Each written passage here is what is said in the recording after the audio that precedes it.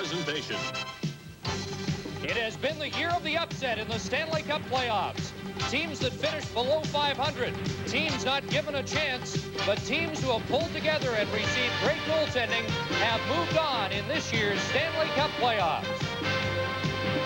And last night, the New York Rangers capped their second upset by beating Washington to win the Patrick Division. Will the year of the upsets continue tonight as the Calgary Flames try to eliminate the Edmonton Oilers? Live from the Olympic Saddledome, it's Game 6 in the Battle of Alberta on the Stanley Cup tradition of Hockey Night in Canada.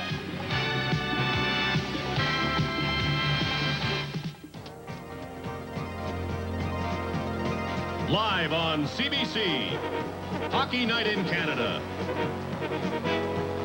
Brought to you by Molson, working together for 200 years. Molson salutes you, Canada. Esso, with over 3,000 locations across Canada to serve you better. Canadian National. And by Ford of Canada, where quality is more than a commitment. Quality is job one.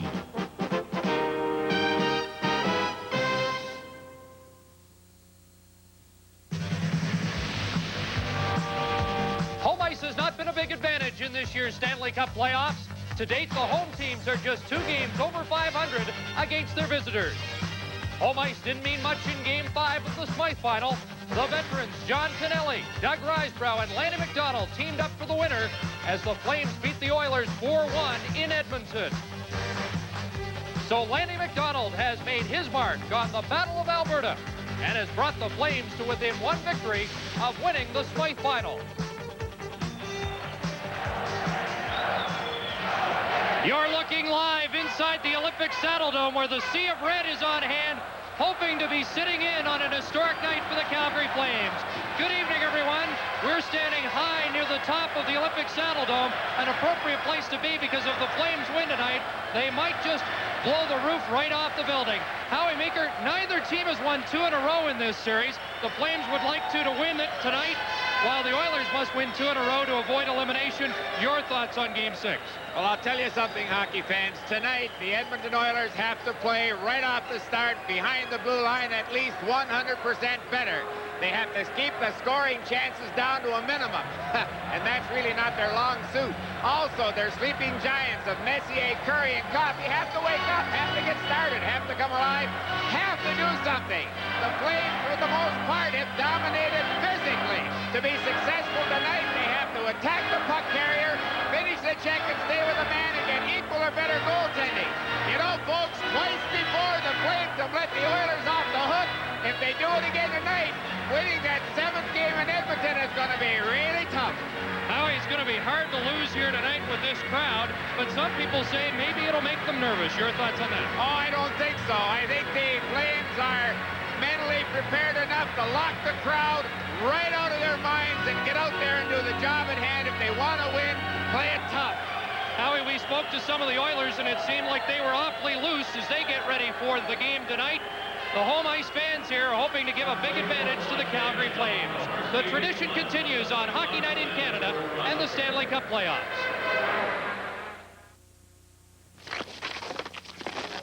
Canada is an amazing country. It's no wonder so many people like me come from other countries to live and work here. But it can be very different. It's good to know that United Way agency help us to adjust but still keep our roots and heritage. United Way is people, helping us all to succeed. Thanks to you, it's worked for all of us.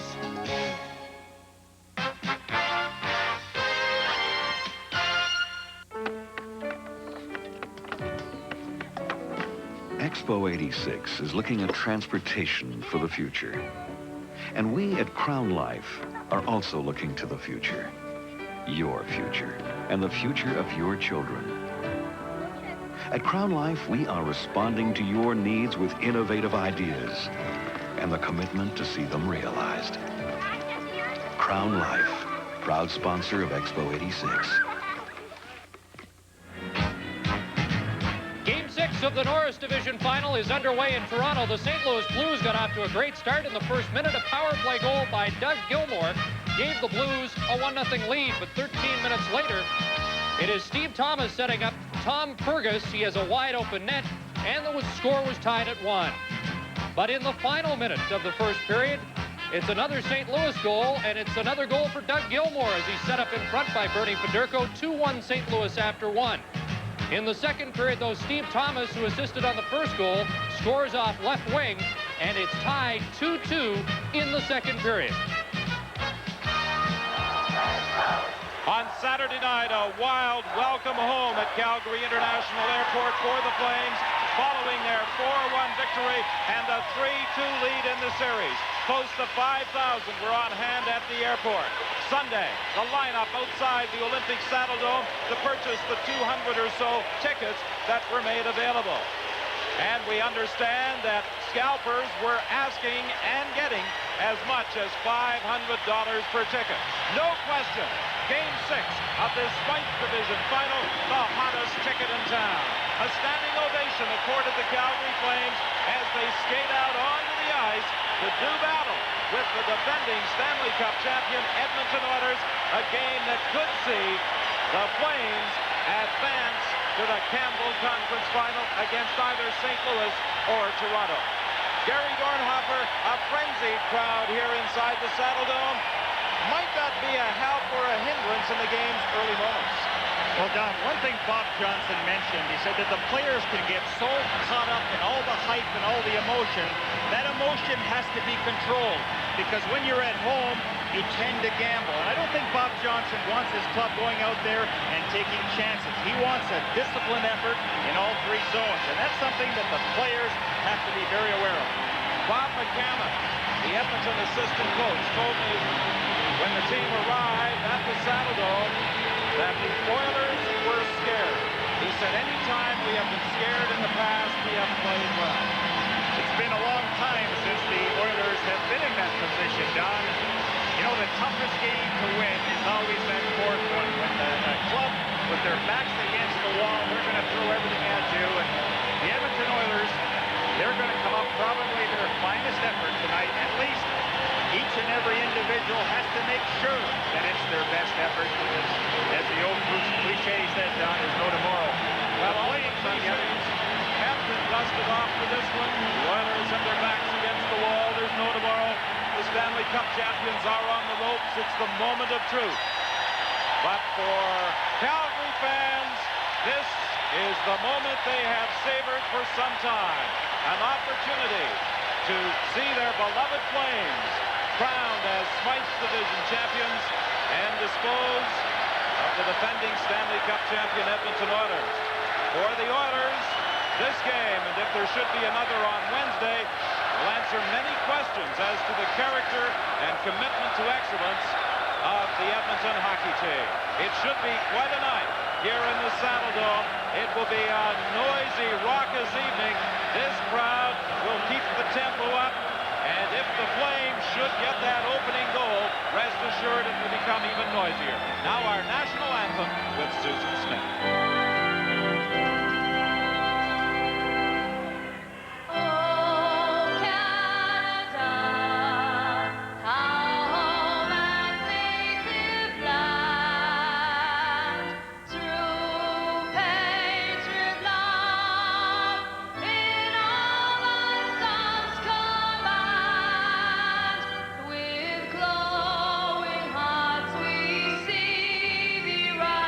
The true North Star.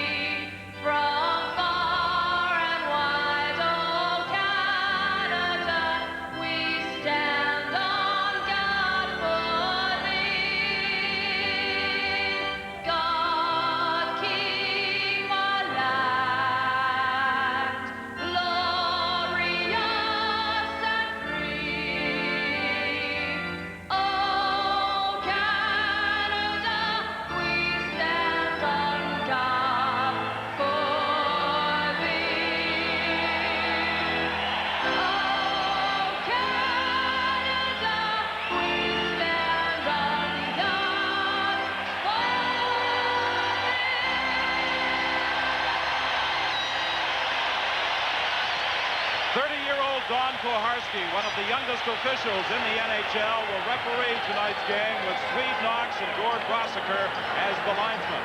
Grant Fuhrer, the winner of 31 of the 44 postseason games he has played in, starts in goal once again for the Edmonton Oilers.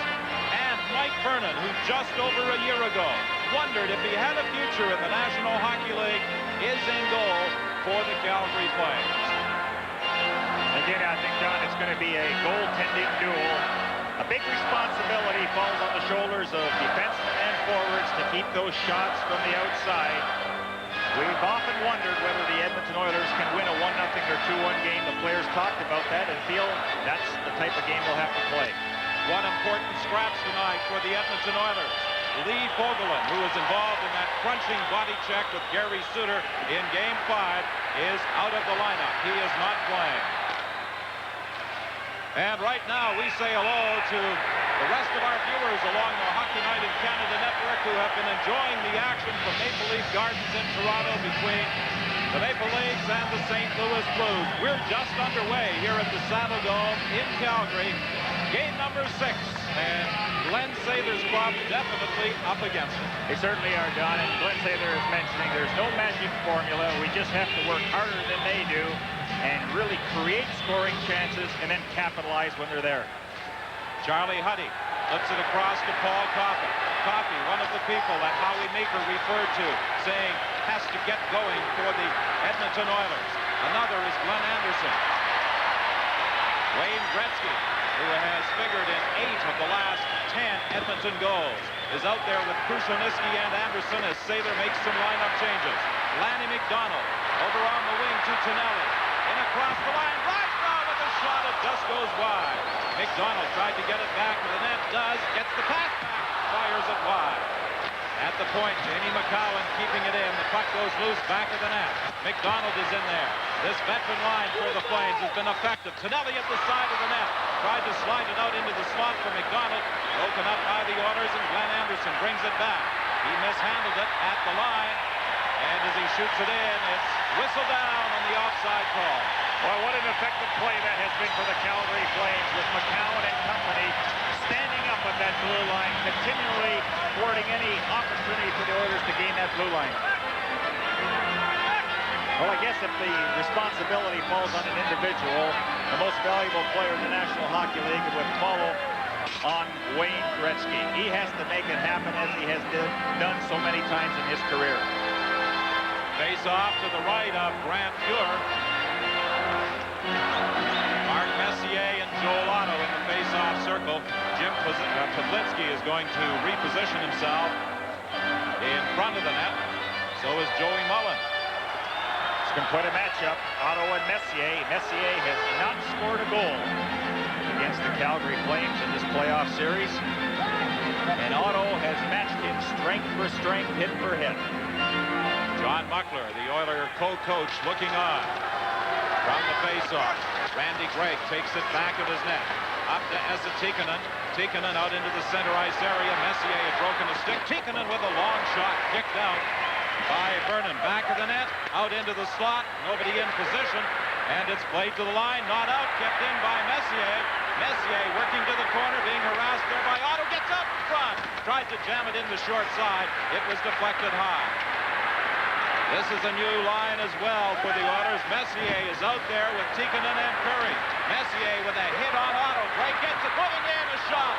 And getting a piece of it was Vernon, deflecting it to the corner. Suter is fighting there with Tikkanen. They continue the battle along the boards. Curry also moves in. So does Messier. Messier gets the puck. Sliding it out front. Curry getting set. And Vernon knocked that off his stick. Back of the net. Curry bumped in against the boards. Vernon dives out of the net to grab that loose puck. Stanley Cup 86 on CBC is coming to you from the Olympic Saddle Dome in Calgary.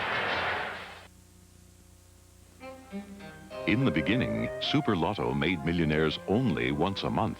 Now Super Lotto is making millionaires every 2 weeks because we draw Super Lotto every second Sunday, still giving you 4 chances to win $1 million with better-than-ever instant prizes and each ticket good for 2 draws. Super Lotto. every second Sunday. Now making millionaires more often. Well, that's exactly the style that the Edmonton Oilers need in this sixth game, is to force the issue, get right after the Calgary Flames, and that was an excellent shift by Messier's line. McClellan moves up now with Semenko and McSorley on the wings from the faceoff. The puck is nudged down the ice, a race after it. Perry Berezan and Don Jackson. Berezan got to it, takes it in behind the net. However, he's knocked off it, and it's played by Steve Smythe down the ice. Smythe inserted into the lineup tonight in place of the injured Lee Bogelin. An icing call against Edmonton. Now with the Hockey Night in Canada update, here's Chris Cuthbert. The St. Louis Blues have regained the lead at Maple Leaf Gardens. Mark Hunter with the goal on the gloved side of Ken Reggett. 3-2 Blues after 2. And still no score at the Saddle Dome with 17:39 remaining in this opening period. Game 6 of the Smythe Division Final with the Flames leading 3-2. Should a 7th be necessary, it will take place in Edmonton on Wednesday. From the face-off, it's played around the boards in the Edmonton zone to McSorley. He simply dumps it down the ice. Racing back after it is Paul Reinhart. Reinhart lost it, and a quick shot by McSorley just went wide. It comes back to the line. Smith to Jackson, in behind the net. McClellan is tied up. Gary Wilson trying to move out. He's unsuccessful. The shot flipped towards the net. It bounced off a couple of players. McClellan and Reinhart, who had tied each other up in front of Mike Vernon, kept in. Here's a chance, and a shot by Hunter goes high. And the Oilers, with some good forechecking, are creating turnovers in that Calgary zone. They certainly are, Don, and again, we can't say enough of how difficult it is to play at home, because the tension is there. There's kind of a nervous feeling, and the opposition, they can freewheel. That's exactly what's happening now. You saw the turnovers, the giveaways by the Calgary Flames in their own zone. This is where the veteran players that Bob Johnson counts on to kind of ease the tension for the guys. Say, hey, come on, let's just be loose out there. Let's just play, pass the buck around. Let's have as much communication on the ice as you can. Bob Johnson actually in game 5 in Edmonton appeared to be much looser prior to the game than he was before this one tonight. McTavish gets the draw back to the line. Huddy with a shot through traffic. It sails wide, and it's picked up by Tim Hunter into the center ice area for Quinn. It's fired down into the Edmonton zone. Around the boards, kept in at the point by Colin Patterson. Patterson moving out front, takes the shot. Muir stood his ground on the short side. McTavish flips it back to the net. Going back after it, Charlie Huddy. Huddy unable to get it out. Patterson managing to keep it in, looking out front. He's having trouble there with Huddy. Quinn comes in, tried to center it. It was deflected back to the corner by Grant Muir. And now McTavish plays it out to Paul Coffey. Paul Coffey lead pass, and it went off Napier to the corner. Napier bumped in against the boards. The puck is loose there. McTavish trying to pry it out. It's broken up by the Flames. They get it to center ice, and here comes McInnes. Long shot, and Muir just got a piece of that one on that second blast by Al McInnes. Semenko flips it down into the Calgary zone. Going back after it is McInnes with 15:56 remaining in the period. And with McInnes, his shot becomes dangerous as soon as he hits that blue line. He gave an example of that, one that tested Grant Muir. Randy Gregg circling in the corner. Gregg sees that the winger was covered, tried to flip it down the ice. It went over the glass and out of play. Live on CBC, Hockey Night in Canada. Rival is on the move. It offers effective soil-incorporated control of wild oats and broadleaf weeds in oilseeds and specialty crops. It offers you a choice, where in the past your only solution was Strepline. The product is Rival. The company is Hearst. The choice is yours. Just over a minute into the third period, the Maple Leafs have tied the Blues, and it's Steve Thomas with his second goal of the game, taking a pass from Tom Fergus, and the big slap shot beats Greg Millen, 3-3 in the third. 15:43 remaining in the first here at the Olympic Saddledome in Calgary. Still scoreless, the Flames and the Oilers. From the face-off, Tonelli flips it in back to the net. Grant Fuhr way out of the goal to play it. Kept in by Tonelli. It comes around the boards the other side. Neil Sheehy, who seems to be on the ice almost every time Wayne Gretzky is out there, had pinched in from the point, but the Oilers gained possession and dumped it down the ice. Going back after it is Randy McDonald. McDonald trying to move out. Gregg kept it in, and it's whistled down as it was gloved ahead. Well, Glenn Anderson got off to an excellent start, scoring goals very quickly for the Edmonton Oilers. And, when you have the talent and the high-scoring wingers and centermen that the Edmonton Oilers have in the years that they've had, you have to count on them during the playoffs. And Anderson is that type of player. Give him the puck prior to the blue line, let him go down, because if he doesn't get in on goal, at least he's going to draw a penalty. But he has to be breaking at full speed when he hits that blue line. Jamie McCowan gets it back to McInnes. McInnes dumps it down the ice. Poplinski racing down there after it. Grant Fuhr had to play it. Joel Otto picks it up off the boards. His shot knocked down in front by Messier, and Messier dumps it down the ice. In the center ice area now, fired in by the Flames. This game not starting with the same pace as the other 5, but then again it would be hard to equal the first 5 games in the series the way they came flying out of the gate. Now it's Joel Otto laying it over to McCowan. McCowan trying to dodge a check, lost control of the puck, but Joe Mullen shoots it in. It's called very cautious hockey. Nobody wants to make a mistake. Nobody's getting caught. Pass intercepted by Barry Wilson. Wilson looking in front. Oh, couldn't control it. Now it comes up front. Fired wide by Poplinski. Jackson gets it up on the wing to Yari Curry. He tries to go rink wide. It's intercepted by Lube. Lube has to wait for Poplinski to get back on side. Then he shoots it in. Jackson plays it along the boards for Curry. Curry into the center ice area. And across the line, McClellan trying to go to his backhand against Reinhart. Unable to get it out front as McCowan was there to intercept the pass. McClellan gets it again. He's bumped by McCowan. McClellan now out front. And off the stick on Paul Coffey. He has to go all the way back into the center ice area. Coffey shoots it in. McClellan to the corner. Trying to get away from Reinhart. Hunter gets his stick on it. Plays it back behind the goal. And Reinhart and McClellan tie it up for a face-off. Now McSorley and McCowan do some pushing after the whistle, but it doesn't appear as though anything serious will develop with 13:31 left to play in this opening period. It's very even now in the one-on-one battles, and that's the last thing that you want to do is lose those battles along the boards in the corner, because once your man gets away from you, you know that somebody else is going to be left in the clear. Hey, John Tonelli has not scored a goal in this series, but his grinding style has certainly helped the hockey club. And the Flames are getting balanced scoring, with Otto leading the way with 4. Tonelli made an interesting comment. He said even when the New York Islanders won the cup on the road, he had not seen a reception like the one the Flames received when they arrived back at Calgary International Airport on Saturday night. Well, that was something. I know what that's all about, Don. When we arrived back in Philadelphia after winning a Stanley Cup in Buffalo, couldn't believe how many people were around. At the side of the net, Reinhart has it for the Flames. Along the boards to Tim Hunter. He bats it down the ice into the Edmonton zone for an icing call as it's touched by Paul Coffey with 13:19 left in the period.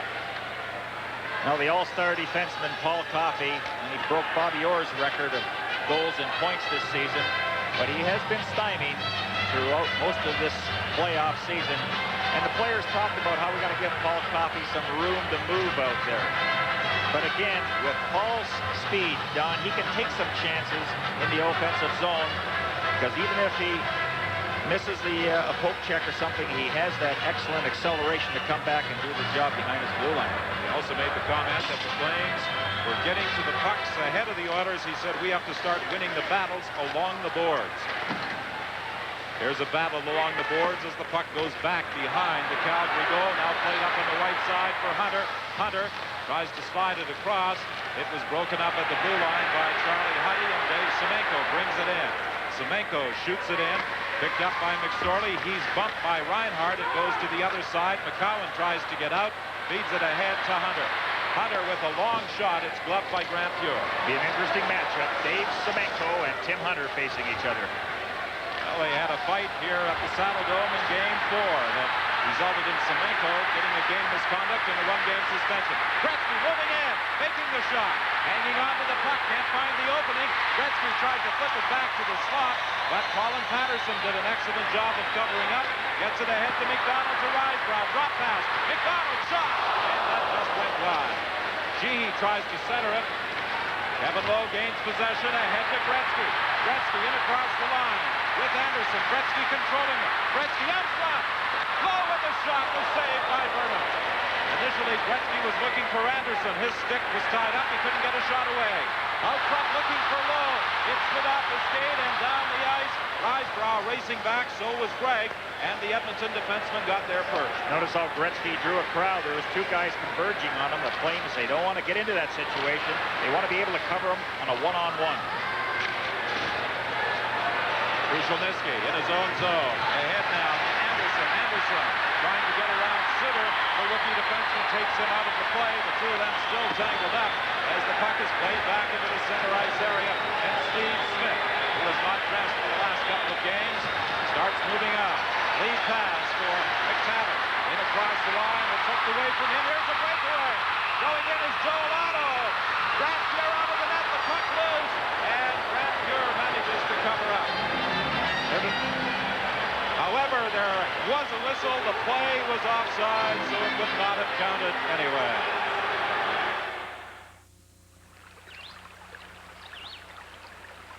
Your casting's improved, Tom. It's easy to relax when you don't have to worry about your investments. Who's looking after them? Dominion Securities Pitfield. I find their people easy to talk to, and with their broad resources, I get outstanding investment advice. Outstanding investment advice. Wow. That's exactly why I chose Dominion Securities Pitfield, too. Dominion Securities Pitfield. Choosing us could be your most important investment decision. From the face-off, Smith shoots it in. Going back to the net is Johnson. Johnson for the Flames. Avoiding McTavish. A little different forechecking pattern than what we saw in the previous game for the Edmonton Oilers. Well, Edmonton's coming right in on them, and they're pinching their defenseman. Look at how far Smith is in. McTavish back to the line. A shot right on.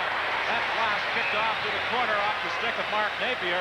And it goes over the glass and out of play.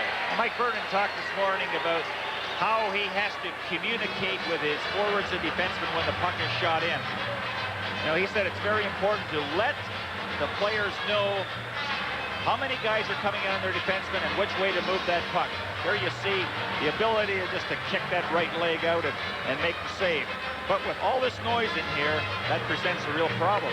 Don, the play continued with Otto having a good scoring chance, and the linesman blew his whistle a few times. Nobody could hear it. Dave Hunter circling in the corner. He's bumped by Tim Hunter, and the puck is played out into the center ice area. Smith in his own zone to Don Jackson. He returns the pass. The Oilers with McTavish now leading the way. In across the line, dropped for Hunter. He tried to slide it across for Napier. It went off a Calgary skate and back into the Edmonton zone. The Oilers try again. Smith lost the puck, but following up in the play was Don Jackson. 10:29 is the time left in this opening period. It's still scoreless. Here at the Olympic Saddle Dome, Game 6 of this Smythe Division Final. Rink-wide pass by Colin Patterson hit his skate. He gets it again, gets it into the center ice area. The Oilers grab it and shoot it in offside. Well, in game number 5, Jamie McCowan shot the puck the length of the ice. Wayne Gretzky threw his stick. Risebrough put it in. The goal was later changed to McCowan because the rule states that when the goaltender is out of the net and somebody throws the stick, the last person to touch the puck is awarded the goal.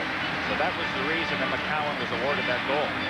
You may recall that Doug Risebrough fired it in, picking it up off the end boards, but it officially has, as you said, Gary, been credited to Jamie McCowan. Now it's Mullen over on the left side for Poplinski, too far. Joel Otto goes in the corner. Otto is taken in against the board. He and Messier battling there. And Messier won that one as he upset the Calgary center. Brought back by Esa Tikkanen. Tikkanen trying to move in, trying to get into that slot area. Rolled off his stick. Jamie McCowan fires it up along the boards. Not out.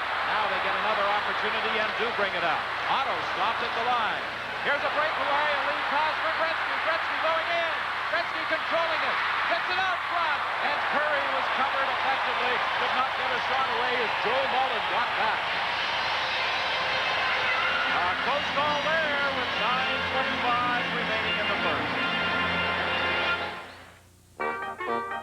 Before we introduced the new Dayco Top Cog belt, we put it through rigorous testing to find out just how long it would last. Broke yet? Ain't broke yet. And we discovered that the Top Cog's revolutionary new design makes it so flexible, so strong. Broke yet? Ain't broke yet. That chances are it's the last fan belt you'll ever buy for your car. The incredible new Dayco Top Cog fan belt. Ain't broke yet. Well, as you had said, Glenn Sather has really mixed up his lines. He's taken Curry away from Gretzky. Gretzky's even playing the left side now and playing a lot of hockey already in this first period. The other night in Edmonton in the third period, it didn't seem that Gretzky ever left the ice. And I think he'll get a lot of ice time in this game as well. Dumped out into the center ice area. Suter is there. His pass intercepted by Anderson and across the line with Krushelnyski. Too far for the winger, and it slides back to the net. Now picked up by Gretzky. To the line. Randy Gregg flips a shot that deflects high over top of the net. Picked up in the corner now by Lanny McDonald. McDonald trying to move out against Krushelnyski. Krushelnyski gets it. Moving in. Getting set. Off the pads of Vernon. Picked up in the corner by Tonelli. Tonelli moving into the center ice area. For Suter. In across the line. Drop pass. McDonald winds up. Blocked by Kevin Lowe. Lowe fell in front of that one as Lanny McDonald wound up just inside the blue line. And as it's touched by McDonald, play is whistled down as the puck was left ahead. Well, the checking has been as fierce as ever with a little bit of clutching and grabbing going along the boards, but so far, Koharski has not called a penalty. Let's watch now as the Flames really use a lot of discipline, but not going offside. There's a lot of courage.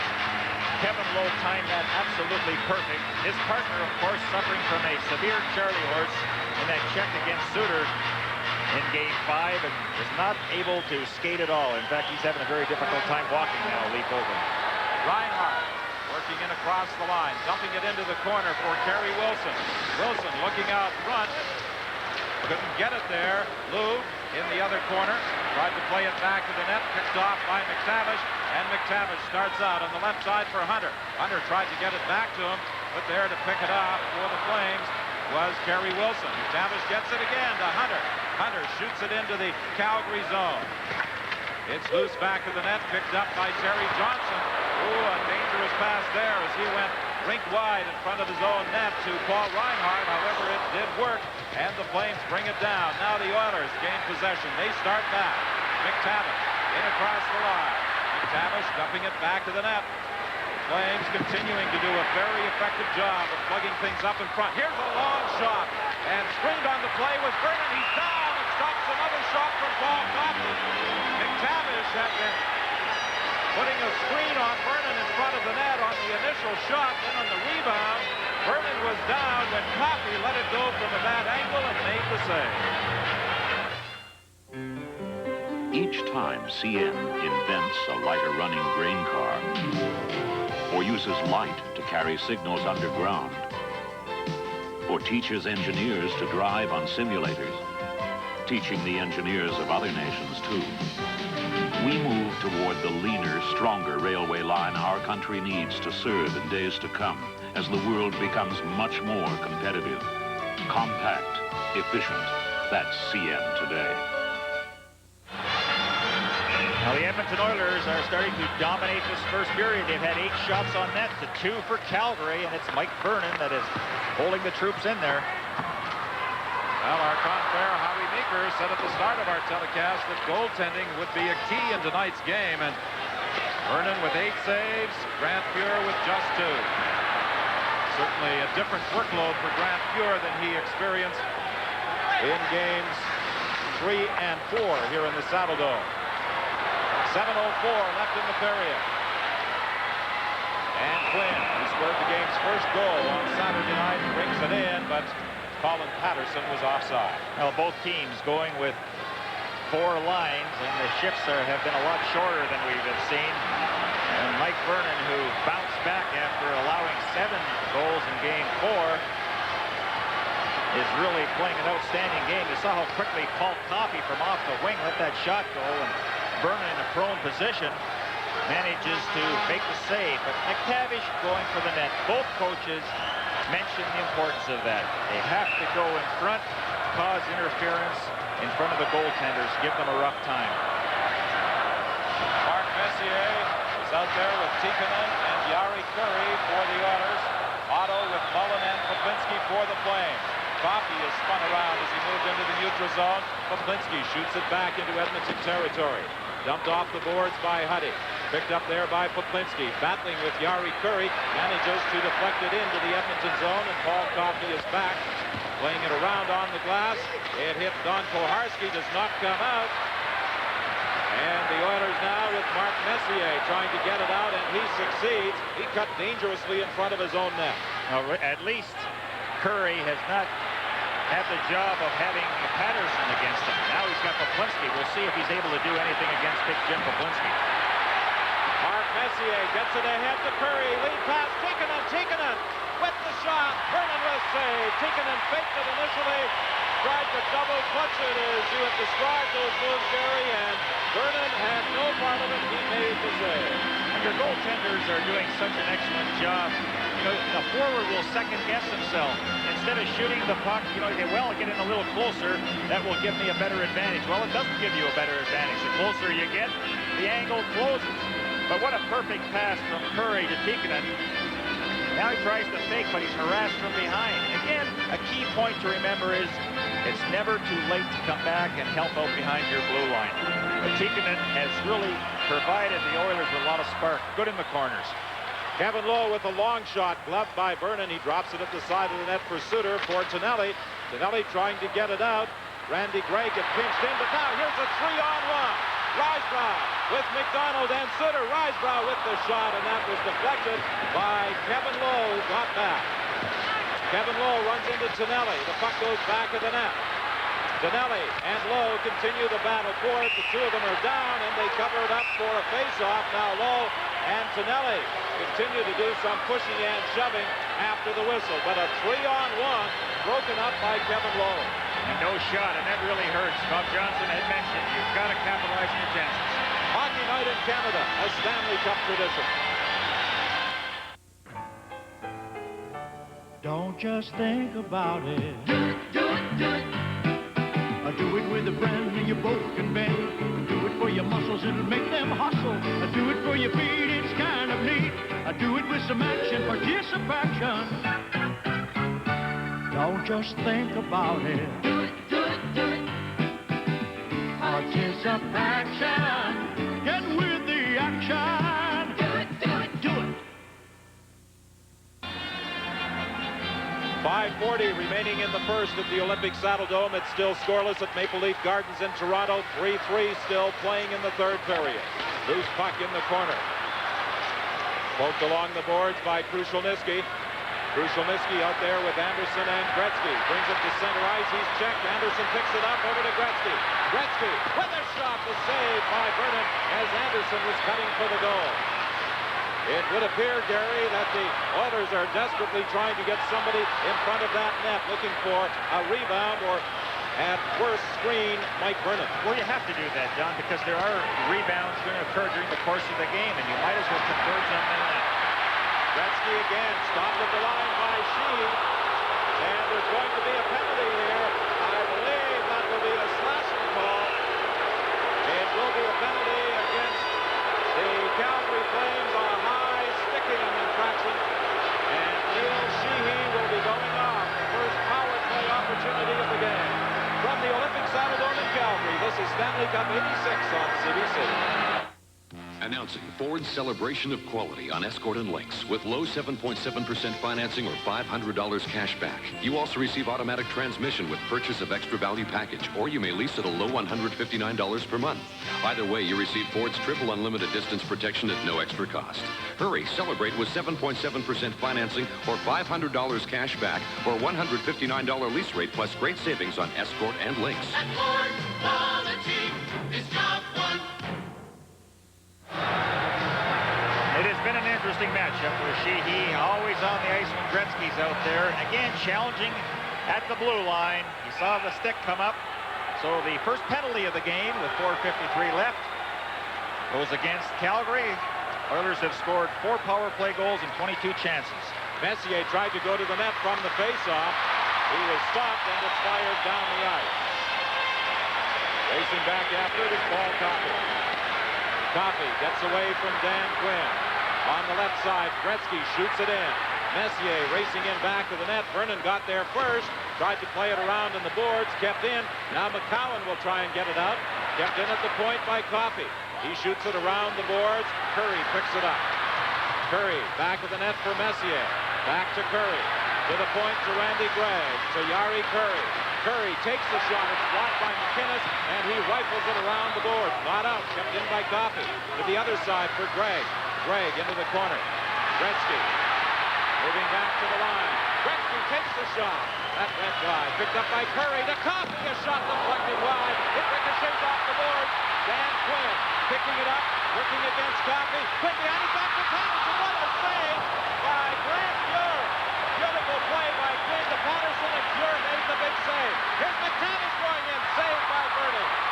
Oh, the tempo is certainly picked up in the last 30 seconds. Jumped down the ice. Fuhr coming way out of his net to play it as Risebrough was racing in.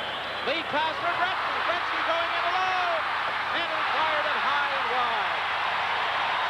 Steve Smythe tried to keep it in, but Risebrough deflected it down the ice with 30 seconds left in the penalty. The Oilers do the attack again. It's fired in, and Vernon hangs it to the line. A shot from the point deflects back of the net. Gretzky tried to slide it out front to McTavish, but McTavish was covered and it's dumped down the ice. Again, Don, we're being treated to just excellent goaltending. What a save Grant Fuhr made against Patterson.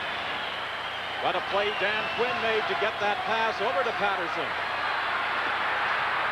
Back to the point. Smith with a shot deflected and stopped at the side of the net by Vernon. Well, it's no wonder that the Sea of Red are standing, because Vernon has had to face 13 shots, a lot of the difficult variety. As you have seen, the Oilers are jamming in front of that net. They're making things very difficult. Fuhr has only had to make 3 saves, but let's watch his best of the period as Quinn puts a perfect pass to Patterson, and look at how quickly Grant Fuhr moved along to that one. Now the Oilers come right back, and Gretzky, who has been out on the ice almost all of the third period, the puck just seems to be following around, make life very miserable for Vernon. A product of the Calgary Wranglers, a third-round draft choice in 1981, and he was number 3 in the Calgary goaltending rotation just a short while ago, behind Martin DeMoor and Reggie Lemelin. Look at that position, facing the shooter, square to him, out in the challenging position, and Vernon makes an excellent save against McTavish. Well, he may have been number 3 about 3 months ago. He's certainly number 1 now. And the Calgary fans love the work of Mike Vernon in this first period of Game 6 of this Smythe Division Final. The team's back at even strength with 2:49 remaining in the period. Into the center ice area. Otto couldn't go anywhere with it. Along the boards, McSorley attempted to move it, picked off by Sheehy, brings it back. His shot does not get through. He runs into a check as he was hit just as he crossed the line, and it's dumped out into the center ice area. Sheehy gets it again. He brings it in, but it's broken up by Kevin Lowe and dumped down the ice. You notice the Oilers were not taking any chances just inside their blue line, just keep dumping it out. Why take any chances? Well, an interesting spectator at tonight's game. The father of Wayne Gretzky. He arrived in Calgary about an hour before the game. I asked him if this was a good luck charm as far as Wayne was concerned. He said, I certainly hope so. Wonder who paid for the ticket. I think number 99 may have picked up the tab on that one. Might have even been the Edmonton Oilers. Well, Don, it's been an excellent period for the Edmonton Oilers. They have certainly made things happen because they've been very aggressive. They're moving the puck forward and making life very miserable on the Calgary end of the ice. Face off to the left, Brant Fuhr. Battle for the puck. Glenn Anderson comes up with it. Playing it around on the boards. Gretzky unable to get it out. Now Anderson will try. He flipped it ahead to Coffey. It went off the skates. And the Oilers have to regroup in their own zone. Here's a chance for Gretzky. Gretzky moving in. Over on the wing. Too far for Anderson. He does get a shot away, but from a bad angle. That went off the side of the net, and it's dumped down the ice by the Flames. And going back to touch it for an icing call is Charlie Huddy.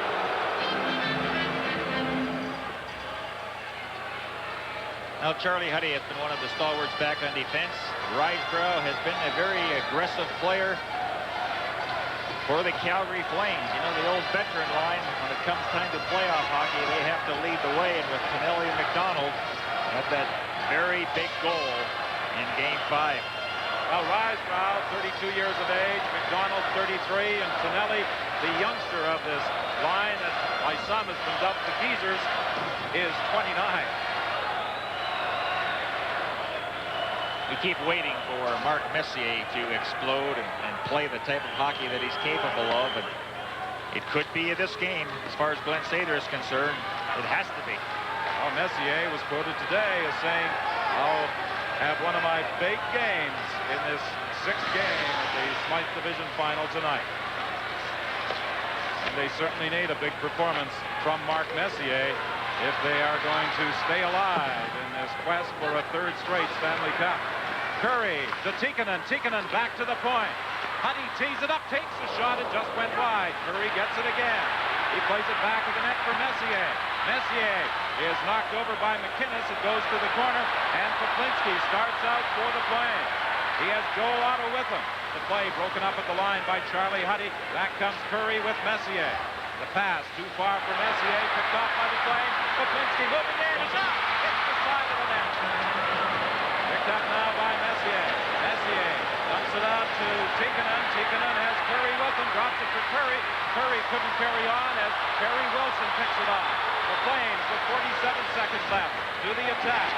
Wilson tied up along the boards by Randy Gregg, and bringing the puck back for Edmonton is Kevin Lowe. For McTavish, it's offside. Now with the Hockey Night in Canada update, here's Chris Cuthbert. The Maple Leafs have their first lead of the night in Toronto as the line of Inachek, Preacher, and Podubny teams up. Preacher with the pass to Podubny, who has returned to the lineup. And what a great move on Greg Millen to send Toronto in front 4-3 with 8 minutes left. Walter Podubny, who had been held pointless in this series with a big, big goal for the Toronto Maple Leafs. 37 seconds left here at the Saddle Dome. It's still scoreless. Al McInnes dumps it down the ice. Going back after it is Randy Gregg. Gregg losing it along the boards, gets it back, clears it to the center ice area. Patterson bumps into Krushelnyski. Anderson manages to get the puck. Anderson trying to work to the corner. This line of Krushelnyski and Anderson and Gretzky has certainly logged a lot of first period ice time. That's right, John, and you can see that the Flames are starting to back up over that blue line. They're allowing the Edmonton Oilers now to carry that puck over, and that's just leading right into the strength of the Edmonton Oilers. Never seen the Oilers skate as well as they have in this period. We expected it. I mean, everybody expected it. I think the Calgary Flames would be very naive to think that the Oilers wouldn't come up with a strong performance in Game 6. Bob Johnson has to be concerned as he sees 14-3 shots on goal favoring the Oilers, but believe that Mike Vernon has played as well as he has. Well, I think the Flames will be very fortunate to get out of this period and not allow any goals against. If they can survive in this face-off, they'll have the first period intermission to think about and make whatever adjustments are necessary. Just 15 seconds remaining. A face-off to the left of Vernon. Gregg and Lowe back on the points. It comes to Gregg. He winds up. The shot goes wide. Off the end boards. It's flipped to the line, and a battle for it there between Risebrough and Lowe. Following up in the play is Joel Otto. A pass for Lanny McDonald. It's offside with just 2 seconds remaining in the period. Now things have quieted down a little bit here at the Saddle Dome because the Flame fans have noticed that their hockey club has not been up to par against Edmonton in this first period. But that's why we always go back to the importance of goaltending. You know, Vernon has done the job. He stopped everything that Edmonton has shot at him. And I'm sure his thoughts are, well, if I do that, you know, our club is going to get on track in that second period. And there's the horn and the score at the end of the first period. Calgary nothing and Edmonton nothing.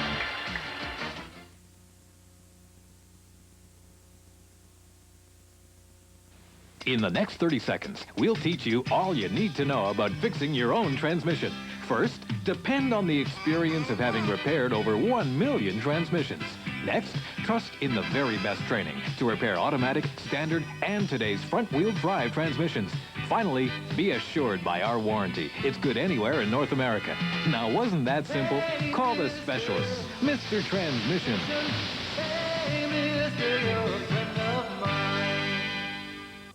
You are about to see the heart of a Yamaha outboard. It's a brain, a microcomputer that monitors 8 separate engine functions for peak performance for years to come. And while our V6 Special is the only Yamaha with a brain, the rest of the family is just as smart. Available at Nelson's Leisureland in Kenora and Tompkins Hardware in Kenora. At Nordair, we know time management is critical to success in business. So, confident that Nordair offers the best schedules, service, and prices, business travelers can rest a little easier. No need to waste time choosing an airline. And now, business people are waking up to better connections and a travel bonus program. Added benefits of the Nordair Canadian Pacific Airlines partnership. So for business travel, it's Nordair, a decision you won't lose sleep over. Some people have to fight rust a little harder than most of us. And that's why Tremclad isn't just Canada's #1 selling rust paint. It's also why so many Canadian industrial users choose Tremclad for fighting rust. And if they trust Tremclad under conditions like these, shouldn't you trust Tremclad too? Trust Tremclad on metal.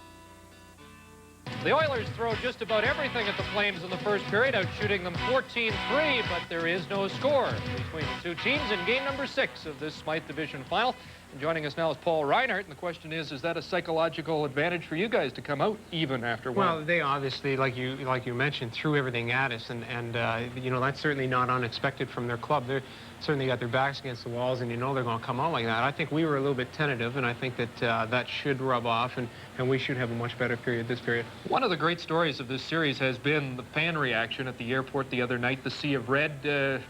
Do they cause you to be a little tentative? Are you a little nervous? I don't think they cause us to be tentative. I think we're playing against an awfully good hockey club, and they're causing us to be a little bit tentative. I think that the fans, that support that they've shown us, not only in this playoffs, but over the course of the 6 years we've been here. I mean, they've been our 5 years we've been here. They've been outstanding, and this is just another example of how good they are to us. It's nice to have you in here tonight and be able to talk about you being healthy for a change. Yeah, well, as long as we keep her going, and it certainly seems to be a lot easier to keep healthy right now, because we've got a lot of guys who can play in a lot of key situations, and it's very important for our hockey club. It's still very important for the Flames to have Paul Reinhardt in the lineup, but over the last couple of years, it seems the Flames defensemen have really matured, your teammates. Well, I think that Coach Murdoch is doing a good job of working with us, and I've said many a time that defense is not necessarily your defenseman, but it's a team game, and you can't play good defense without your forwards, and our forwards have been very good this series. Are you afraid at all of Game 7? Is that something that you just don't want to see at all? We prefer not to think about it right now.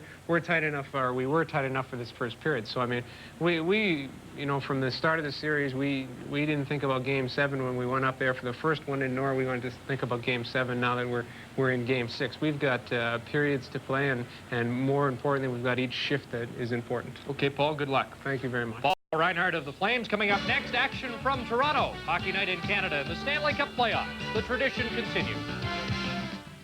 Caring for my lawn takes time, good fertilizer, and Killex, Canada's leading lawn weed killer.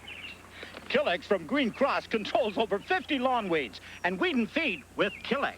Combines Killex with a long-lasting lightweight fertilizer to give me a lush, weed-free lawn. It lets me do 2 jobs in one go. That's important because one wouldn't want to go around twice, would one? Weed and feed with Killex and liquid Killex from Green Cross. Darn place gets bigger every year. Now, you can shave closer and smoother all over, face, neck, and sideburn. Because Braun has created the totally new system 1, 2, 3. It adjusts 3 ways. 1. So now you can shave 2. closer and smoother. 3. All over. Redesigned for extra smoothness, the foil is now pearl finished and platinum coated. The revolutionary Braun system 1, 2, 3 shaves closer and smoother all over for your money back.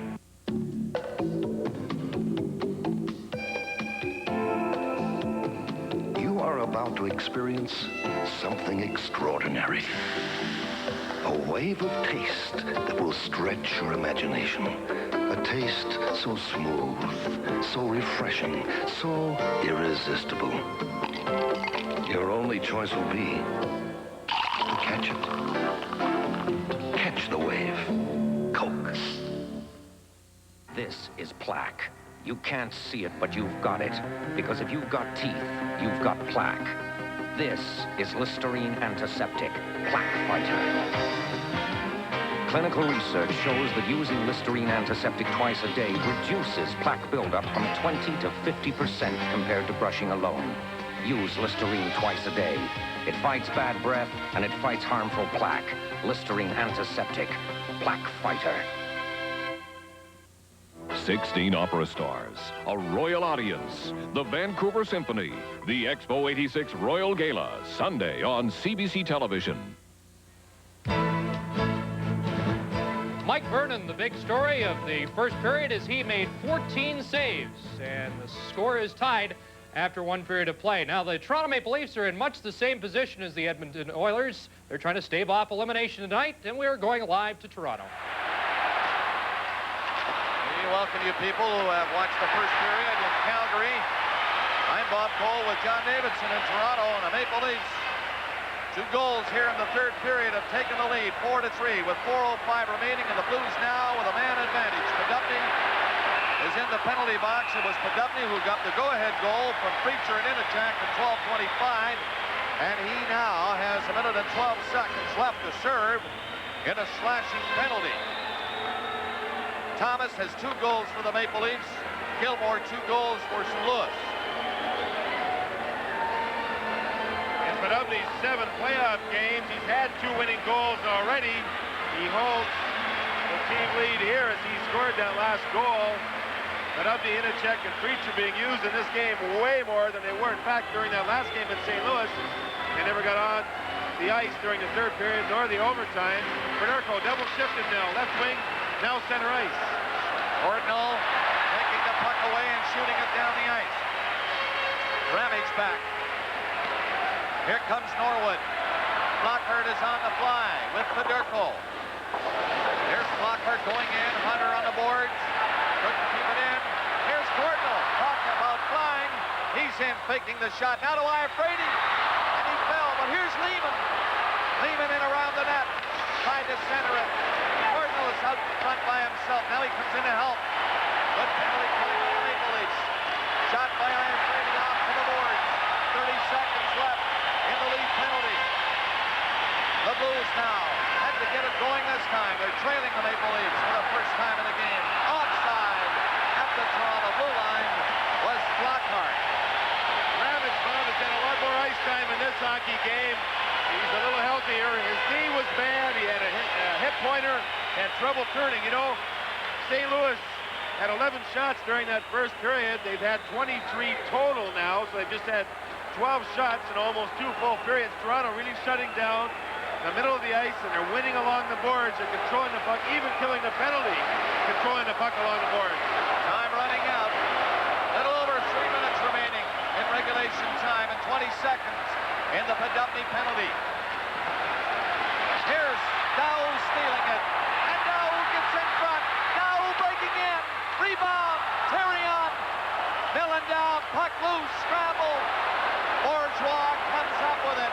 Boy, the Leafs come close to getting a shorthanded goal. Podupny is on the ice. They kill the penalty. Kozlowski throwing it into the Leaf zone. There's Terrion back to the net. Here's Nyland going the other way. Sweeping out of the Leaf zone with Dow. Podupny up on the plane. He can't get to it. Leafs make changes quickly now. 2.5 minutes, folks, left in regulation time. The Leafs lead by 1. Tipped into the lead zone. Iafrate takes his time going back now. Brad Smythe along the boards. Tried to dump it out and could not, but Smythe gets away. 2-on-1. Thomas is with him. Smythe hit the side of the net. He made the right move on Millen, but hit the side of the net. McMillan charging out at him. Thomas is knocked down. Smythe ran into Gilmore. 2 minutes left. And counting. Leafs lead by a goal. Norwood dumped it back in the net. The Blues now desperately trying to get the tying goal. Come in. Kozlowski stopped. But there's Gilmore. Ever dangerous. Knocked it in behind the Leaf net. The Blues making changes. Thomas dumped it to the line. Thomas again gets a chance to play it out. He did. Smythe is working hard. Every shift looking to come after Norwood. And icing call as Norwood beat him to it. 1 minute, 31 seconds remaining. Regulation time. The Maple Leafs trying to force a 7th game in the series by hanging on to win this one tonight. And go back to St. Louis. Millen is out of the net, 15 feet, looking at the bench. He has not left the ice yet. And you see Smith upset with himself because he did not score after he made a good play to get around the goalkeeper. How important is penalty killing? St. Louis never had a shot on that power play. Smith with a head up. Look at the head up. He looks, he waits. The sweep by Millen, not good enough. And Smith just shot the puck on the outside of the goalpost on a dandy play. A heads-up effort. You almost see him put tears in his eyes. I can't believe I missed it, but what an effort. The Maple Leafs for that penalty killing, Bob, at a very crucial time. Norwood is now talking to Millen, giving him instructions from Jacques Demers, St. Louis's coach, as to what to do, when to leave the net. 1:31 remaining. This is going to be fun. Millen starting to edge out. Likely if the Blues get control, he'll race to the bench. Let's see. From the face-off, Nyland takes it back to the net. Nyland to Terrion. That was in on him. Here's Dow, and he'll bring it out. He's coming down with Lehman. Dow, shoot! Oh, cut by Millen. And Lehman was cutting the other way. 1:15 to play. There goes the goalkeeper. Millen heading for the St. Louis bench. Nyland was slow clearing it. It went off the stick of Flockhart. See now where they'll have the face-off. Boy, does it come down to the importance of face-offs now. Lehman wants it outside. Scapinello, the linesman, wants it inside. That's where it's going to be. 1:04 left. Again, the importance of a good official. Gary Fraser's done a great job in this hockey game. Great job. It's been some kind of game. So the Leafs trying to preserve a come-from-behind victory after squandering a lead in game number 5 and losing in St. Louis. We'll keep you posted on the action in Toronto. Hockey Night in Canada on CBC returns in a moment. Why do you think Hunter's Trailer and Marine North Battleford is the largest dealer in Canada?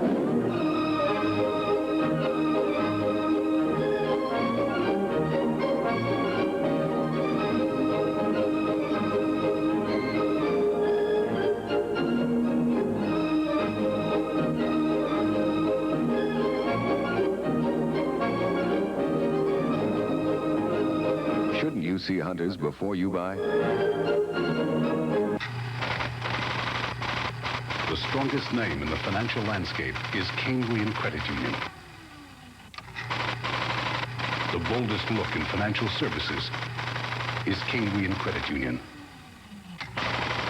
Cambrian Credit Union, with 6 convenient locations. Cambrian Credit Union, a place to build your financial future. Well, there's tremendous excitement right now at Maple Leaf Gardens in Toronto, so we're going back to pick up the conclusion of Game 6 of the Norris Final.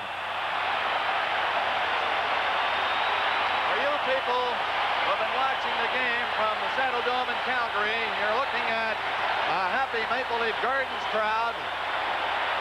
The finest in all, as the puck was just cleared down the ice and into the empty St. Louis goal. A Dubney had given the Maple Leafs a 4-3 lead. Millen was on the bench. And with 44 seconds left and the extra man on, the scramble in front of the net, and here's what happened. Did you see what Daou did there? He iced it, and he gets lucky it goes in, but he knocked Hunter's leg from behind, and that knocked Hunter down, and Hunter was unable to get the shot on Ken Reagan. An illegal play, but he got away with it, and it works out to be a great play for Danny Daou, who really has played well. Like a draw shot in curling, right to the butt. At 19:16 of the period, and there's the guy who did it, Dan Daou, unassisted goal. And they've littered the ice here at the Gardens, and they're singing Happy Days. Bob, again, a great effort with both hockey clubs working and working, but that puck was controlled by St. Louis in that Toronto zone. And then the puck was behind the net, and they tried to center it to Hunter, who marked himself perfectly. And Daou reached out with his stick, pushed Hunter behind the knee with the blade of his stick, and that knocked Hunter's legs right out from underneath him. And Daou iced it over top of everybody right into the center of the net.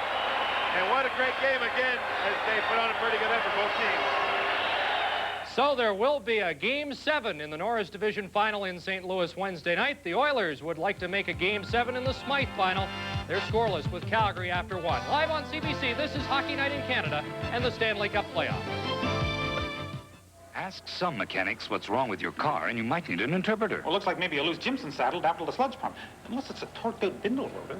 And try asking them when your car will be down. Well, let me see. Scamming a bindle rotor could take 2, 3, even more, and a sludge pump on top of that. Well... But at Canadian Tire, we'll tell you exactly what your car needs and why, with no mumbo-jumbo. It's your Olinator. It'll be ready by 3. We promise. The right choice has never been so clear. Canadian Tire. Hello! You must be here for the Great SO Expo 86 contest. You know, you could win one of 5 great prizes of free gas for life. One of 10 cars. One of 50 trips for 2 to Expo 86. Or one of thousands of other prizes. And ESSO contributes to the Rick Hansen Spinal Cord Research Fund each time I enter the contest? Each time. Well, thanks. No trouble.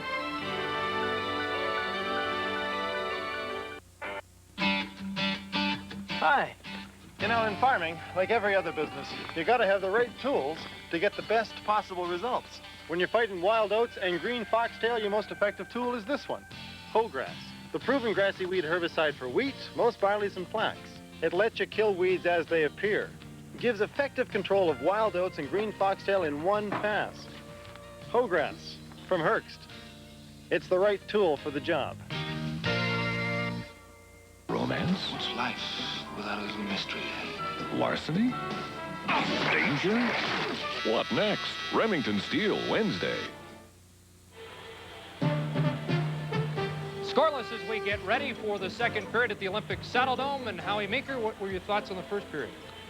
Well, I think the Oilers have got a couple of their big guns going. Anderson is having the legs moving, taking the man, chasing the puck. Messier is just punishing and hanging on to the puck and making some plays. The Oilers are forechecking, sending 3 men in deep time after time after time, which they did successfully all season long, and they're getting some good results, getting some plays on the net, not sensational. On the other hand, Fuhrer had to come up with 2 big stops at the other end of the rink. And hey, Gretzky's got to shoot the puck about 6 times. Well, 3 times at least. Twice on his backhand, once on his forehand. Time to shoot the puck, hasn't shot it yet. Quickly, a frustrating period for the Oilers? No, I don't think so. They're in the hockey game, and you get the feeling that, hey, we're as good as As Calgary, and we could have had a goal. If we keep playing like that, we stand a good chance of winning. All right, Howie, let's go upstairs to Don and Gary. Following Game 3, the Oilers were lamenting the fact that 9 players did not register a single shot on goal. Well, only 5 players in the first period for the Oilers did not get a shot on goal, but 2 of them were Curry and Messier, 2 of the key performers. The nucleus of this Edmonton Oilers hockey club did not get that shot on goal. 14-3, an advantage for the Oilers over the Flames. Here's the chance as Wilson spun around. It comes back to Lou. Back to Wilson. A shot. The save by Grant Fuhr. And the puck picked up by Anderson into the center ice area for Gretzky. Gretzky in across the line. Gretzky tried to dump it over. And the save, I think he got a piece of it. Vernon steering it to the corner. A blast from the point by Paul Coffey does not reach the goal. And back comes Wilson. Wilson in across the line. Takes the shot. Fuhr gets a piece of that one. It goes to the corner, then comes right out in front. A penalty coming up as Barry Berezan was upset. And I think it will be Mike Krushelnyski going on. From the Olympic Saddledome in Calgary, this is Stanley Cup 86 on CBC. Tom's lawn has lots of obstacles, so he uses a Noma Flymo, the mower that floats on a cushion of air and trims up close for a perfect job. Dick's using a Noma Superlight, lightest rear-bagging mower on the market with an easy emptying hard-shell grass box. Cuts lawns beautifully. Harry's large lawn calls for a Noma Turbo, a superbly engineered self-propelled machine with a powerful turbofan for immaculate lawn grooming. Sorry I'm late, guys. I gotta get a Noma mower. See one soon at a retailer near you. Krushelnyski, who has not registered a goal in this series. He has 4 assists, draws the penalty against Berezan. Keep an eye as the stick goes between the legs of Berezan, so the Flames will get their first power play. When the Oilers were on a power play, the Flames came very close to scoring a shorthanded goal. Patterson foiled on a great pad save by Grant Fuhr. The puck dumped out into the center ice area. Tonelli goes rink wide with it for Lanny McDonald. Dumping it into the corner. Quinn races in there against Randy Gregg. Tonelli comes in as well. They try and follow up in the play. It comes to the line. Brought back in offside by Paul Reinhardt. Now Reinhardt has been a very effective player for the Calgary Flames. He has currently registered 5 points, and 2 of his goals have come via the power play. At times Bob Johnson will put him up in the forward position, playing the right side. In tonight's game, right now anyway, Johnson has him back on the point. And Paul Reinhardt is one of the individuals in this hockey game playing with a lot of heart, because throughout much of the season he has had a number of injuries. He was bumped and bruised following game number 5. Deflected in by Lou. Gregg races after it. Tries to clear it, but put it over the glass and out of play. Well, that little guy, I tell you, continues to impress. You would think that in a hard-hitting game down that Lou would not be effective. Well, he's tied for the scoring lead with Suter, Mullen, and Otto in this particular series. But just watch him dance in traffic. He can handle a puck with the best of them against those 6'3" forwards and defensemen. He does a job. He was named the game's first star in Game 3, a 3-2 triumph for the Flames. It gave them a 2-1 lead in the series. This is the 3rd time the Flames have held the lead. Here's a shot by Reinhardt. It does not get through. Lou gets it. Tried to slide it to Otto in the slot. It comes back to the line. Suter let a blast go. It deflects to the corner. Now Reinhardt lets the shot go. It was deflected wide. Picked up along the boards by Mullen. He tried to feed it back to the point. Picked off by Gretzky. Breaking out with Messier. Messier accepts the pass, a shot, and Vernon makes the save. The puck goes to the corner, and back comes Mullen. He gets it ahead to Otto. Otto has it hooked away by Gretzky, who did a good job of back-checking. Played to the line, brought in, loose puck along the boards. Huddy tried to bang it out. Gretzky grabs it, and he dumps it ahead to Jari Kurri. Kurri working against Suter. Tried to get a backhand shot away. Suter knocked it off his stick and then knocked Kurri to the ice. Lode comes back with 32 seconds left in the penalty to Krushelnyski. He shoots it in. Huddy is taken in against the boards by Suter. Otto comes in there as well. Otto comes up with the puck. Unable to center it. It goes to the corner. Huddy along the boards for Kurri. And Curry slowly brings it out and then dumps it down the ice with just 13 seconds left in the penalty. Good effective penalty killing by the Edmonton Oilers. Not much skating room and very persistent in the checking. They're not giving the Flames a chance to set up. Dan Quinn shoots it in. Randy Gregg along the boards for McTavish. He can't get it out, and McCowan's blast goes wide just as Krushelnyski comes out of the penalty box. Now McDonald has it. He drives it in. Picking it up along the boards is Krushelnyski, deflecting it ahead to McTavish. McTavish with Hunter driving for the net. Taken out of the play. The puck goes loose in the corner. McTavish checked there by Al McInnes. Now McCowan tries it up along the boards for Hunter. Hunter gets it ahead to McDonald. McDonald is bumped by Kevin Lowe. The puck goes loose in the corner. Quinn goes in there along with Randy Gregg. Kevin Lowe is there as well, and finally he digs it out to Hunter. Here's a 3-on-2. Drink wide pass. Napier had difficulty handling it. He goes into the corner, pumped against the boards by McCowan. McTavish comes in for the Oilers. Back to the line to Steve Smythe. Smythe lets a shot go. It's wide. And Napier was in the goal crease, being tied up there by Al McInnes. Tim Hunter dumps it in for the Flames. Going back after it is Jackson. Jackson loses it to Kerry Wilson. Wilson tried to move it out front. There's a penalty coming up against the Edmonton Oilers. As Kerry Wilson was dumped, I believe it will be Steve Smythe going on. This is Hockey Night in Canada on CBC. More than 1 person in 20 suffers from diabetes. Complications arising from diabetes make it Canada's 3rd most common killer. You see, insulin is not a cure, it's only a control. And even with insulin, the result can be heart attack, kidney failure, or blindness. But there is hope for a breakthrough. When you give to the Canadian Diabetes Association, vital research can continue. Please, help us find a cure.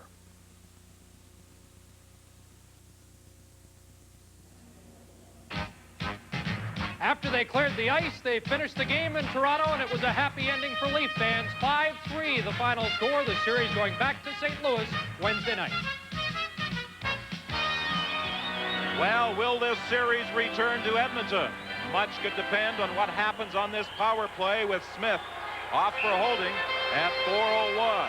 The importance of the first goal, I don't think, can be overemphasized here, Gary. Especially the longer the game goes, Don. You know, it could be a 1-goal game.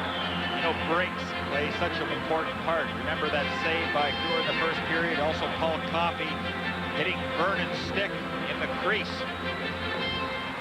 Also in the first period. So we'll be watching for that. Coffey is allowed to wheel out of his own zone. Gretzky with him. Coffey with the shot, and Vernon makes the save. Otto forced back at his own net by Gretzky. Drops it off to Reinhart. Reinhart tries to dump it across, intercepted by Gretzky. Gretzky going back to the net against Lou. Takes it in against the boards. Gretzky digs it out. Gretzky out front, tried to center it, and it deflected back to the corner. Good penalty killing again by the Oilers. Starting out is Suter. He plays it up on the wing for Lou. Back to Suter and across the line. Suter for Mullen. A shot to save the rebound and score.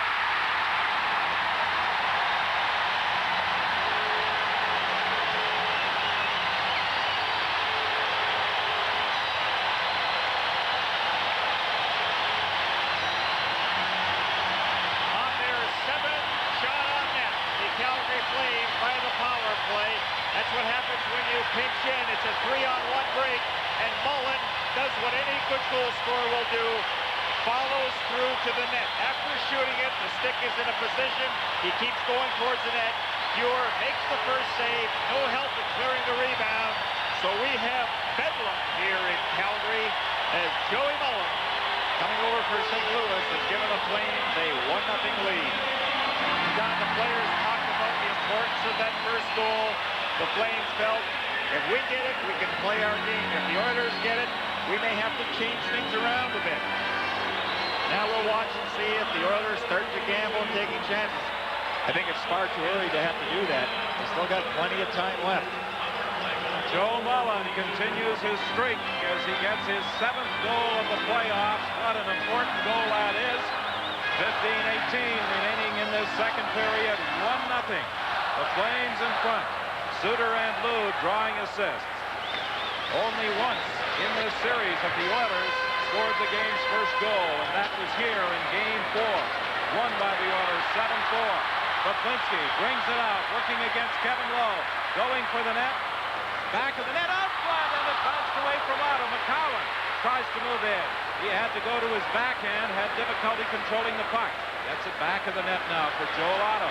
Otto looking out front. It bounced away from Joe Mullin. What was impressive about McCowan there, he didn't panic at all. He just hung on to that puck and didn't give it away blind. There's a pass for Poplinski. He drops it off for Mullin. Mullin moving in. Oh, Fleur got a piece of that one. Now a long lead pass for McClellan, just a little too far for him. Joe Mullin came within a whisker of making it a 2-0 game. And Grant Fuhr realizes now that the Calgary Flames have picked up the tempo. They have caught fire here in the second period because in the first it was all Edmonton.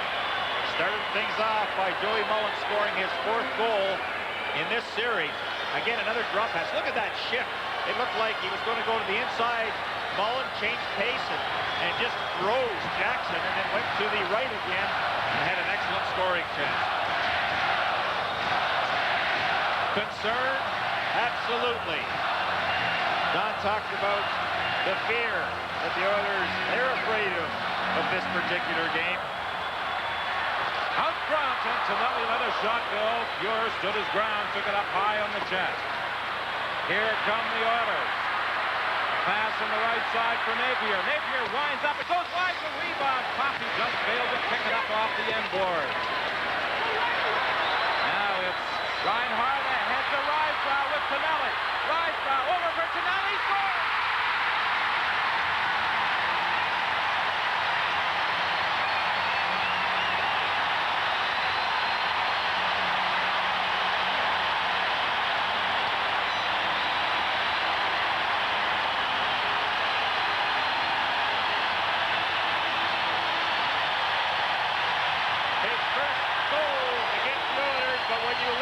Sword, you die by the sword. Paul Coffey got caught at 2-on-1, and what a perfect pass. You saw Tonelli stretching out, really stretching with the arms to just nudge the goal past Grant Fuhr, and Hunter just not able to catch up. Tonelli from Reinhardt and Rysbrough at 6:04, a 2-0 Calgary lead. In the center ice area, Sheehy drives it in. And what an important addition. Tonelli and Mullin have been to the Calgary Flames. They have the goals in this extremely crucial 6th game of the Smythe Division final. Now it's fired down the ice. Coffey and McDonald going back after it. Coffey plays it off the boards to Hunter. Hunter gets it over on the wing to Napier. Napier trying to go around Poplinski, but the whistle on an offside call. Hockey night in Canada, a Stanley Cup tradition. At Olympic Stain, we believe wood is one of the most beautiful things in the world. But the wood must be protected if the beauty is to last. Olympic Stain with linseed oil gives strong protection by penetrating the surface and actually strengthening the fibers. So even if the weather isn't beautiful, the wood will be. We have the inside on outside protection. Olympic. Now the Calgary Flames stole one from the playbook of the Edmonton Oilers. As soon as Reinhardt had that puck, how quickly Rysbrough moved out of the zone, and it created a 2-on-1 break. The Flames may have been outshot 14-3. Here's Gretzky feeding it out front, and it bounced away from Krushelnyski. And they bring it back, led by Wilson, in across the line. It's offside. Patterson ahead of the play.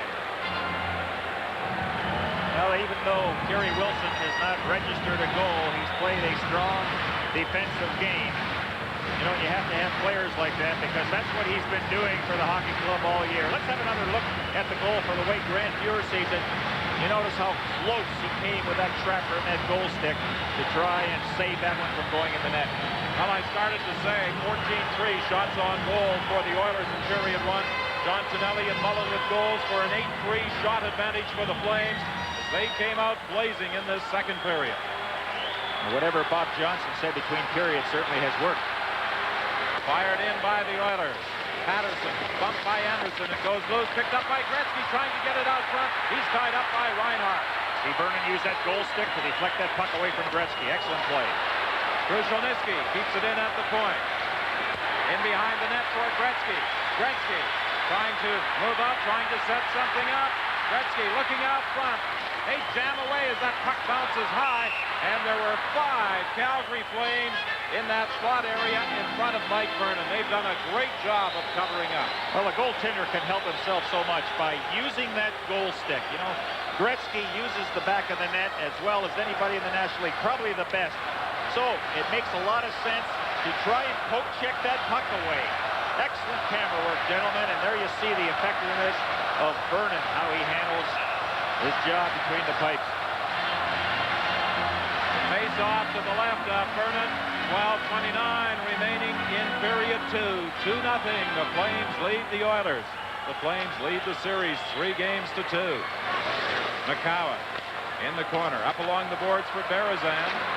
Curry managed to keep it in, but on a second try, the Flames dump it out. The Oilers regroup with Smythe shooting it in. McCowan playing it around on the boards. Again, those Edmonton defensemen are pinching in from those point positions. Curry gets it over to Messier. His shot goes off the finish the stick high into the crowd. Now, Coach Johnson must be very pleased the way the hockey club has performed, especially in this second period. And he talked about what an asset that Mike Vernon has been. He's been hot. He's been on a roll. He has had an excellent tutor in Glenn Hall. And he saved their bacon in that first period, Don.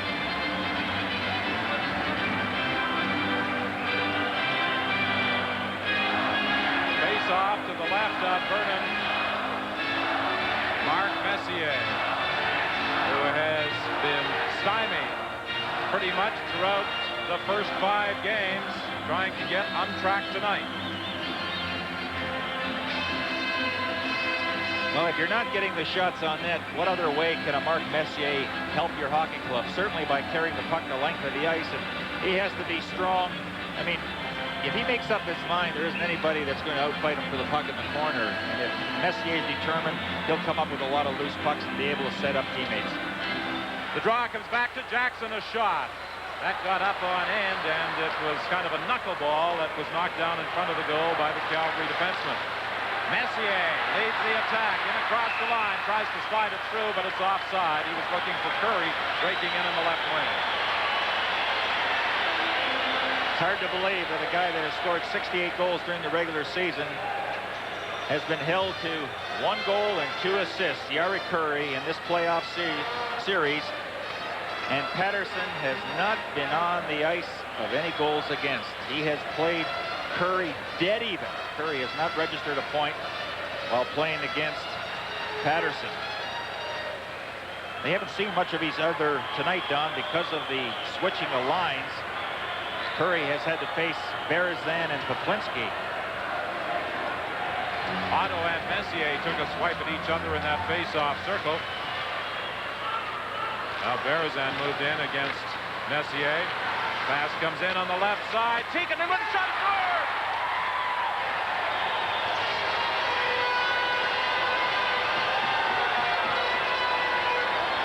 Well, what looked like a very harmless shot from a very bad angle.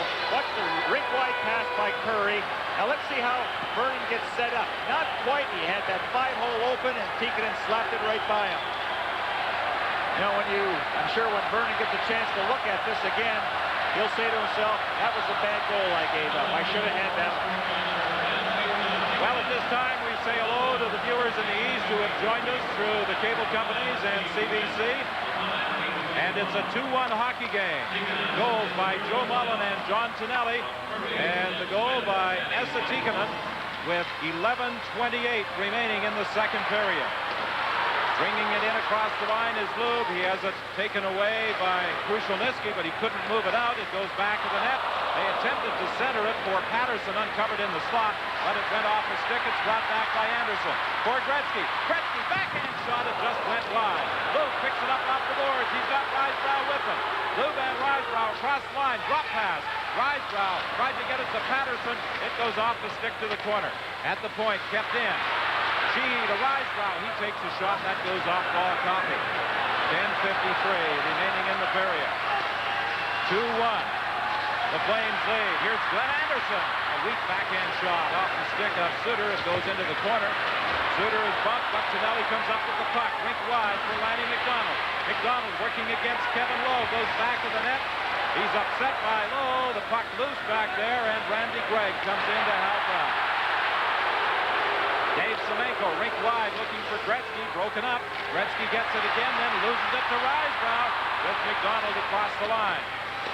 Finelli was streaking for the net. Didn't quite get the pass through to him. McDonald gets it. He takes a shot. That hit Randy Gregg, who had fallen to his knees in front of the net. Gregg gets it and circles back to the goal. Up along the boards to Gretzky. Rink wide to Semenko. Semenko working against Reinhart. Shoots it in. Vernon stops it behind the net for Terry Johnson. 9:57 now left in the second. 2-1. The Flames lead the Oilers. Quinn taken in against the boards by Smith. Smith placed the puck around the boards to the other side for Dave Semenko.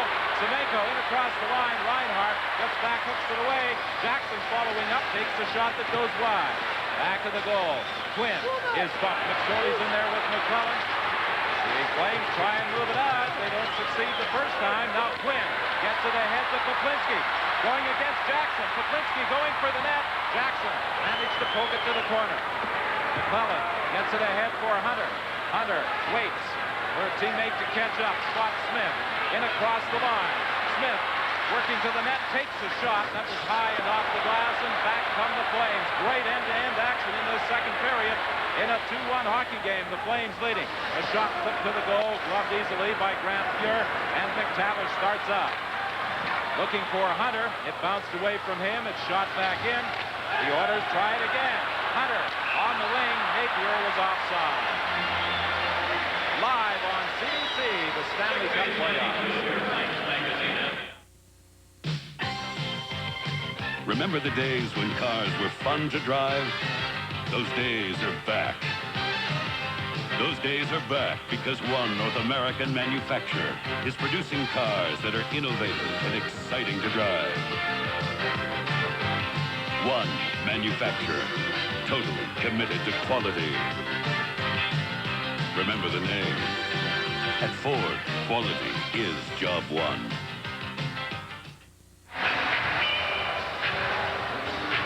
Tikkanen from Curry and Smith, the Edmonton goal at 8:21.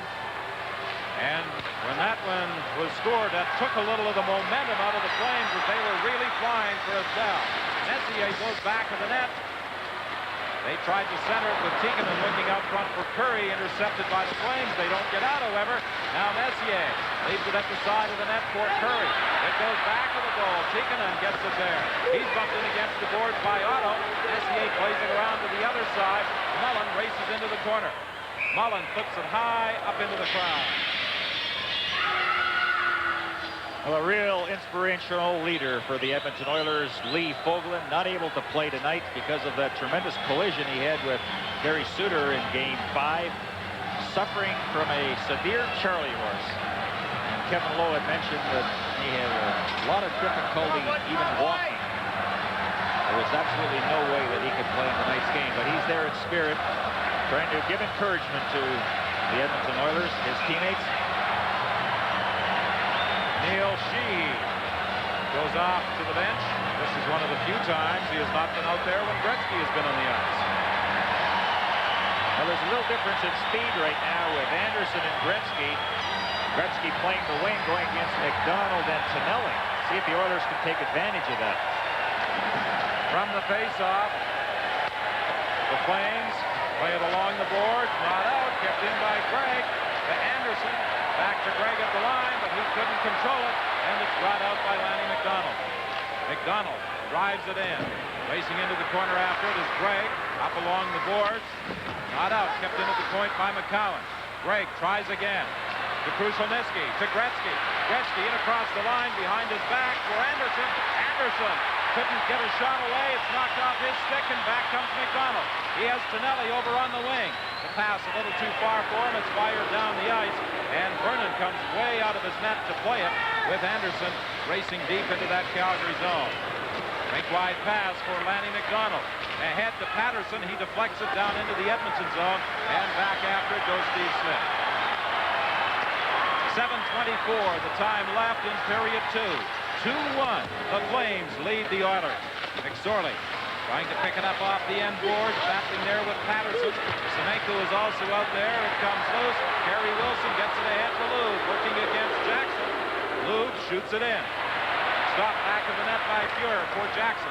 You know, most of the plays have been shot in. Very few times have the team's been able to carry that puck over the blue line. Pass intercepted by Kuplinski to Lube. Saved by Fuhrer. The rebound. And Fuhrer made another sprawling save. A giveaway by the Oilers in their own zone. And Lube came very close to making it a 3-1 hockey game.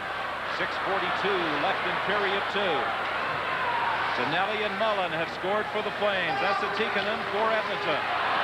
Here's a chance now for Kuplinski and across the line with Lube. Kuplinski holds it, takes the shot, another save, the rebound. And Fuhrer makes another save while he was down. That off the stick of Kerry Wilson. An icing call with 6:17 left in the period. This is CN today. Running a railway so efficiently that we can track each rail car by the minute and carry information far beyond the reach of railway lines. To serve this land today and in the future, we must work this harder way with lean, compact efficiency, working the CN way into tomorrow's world.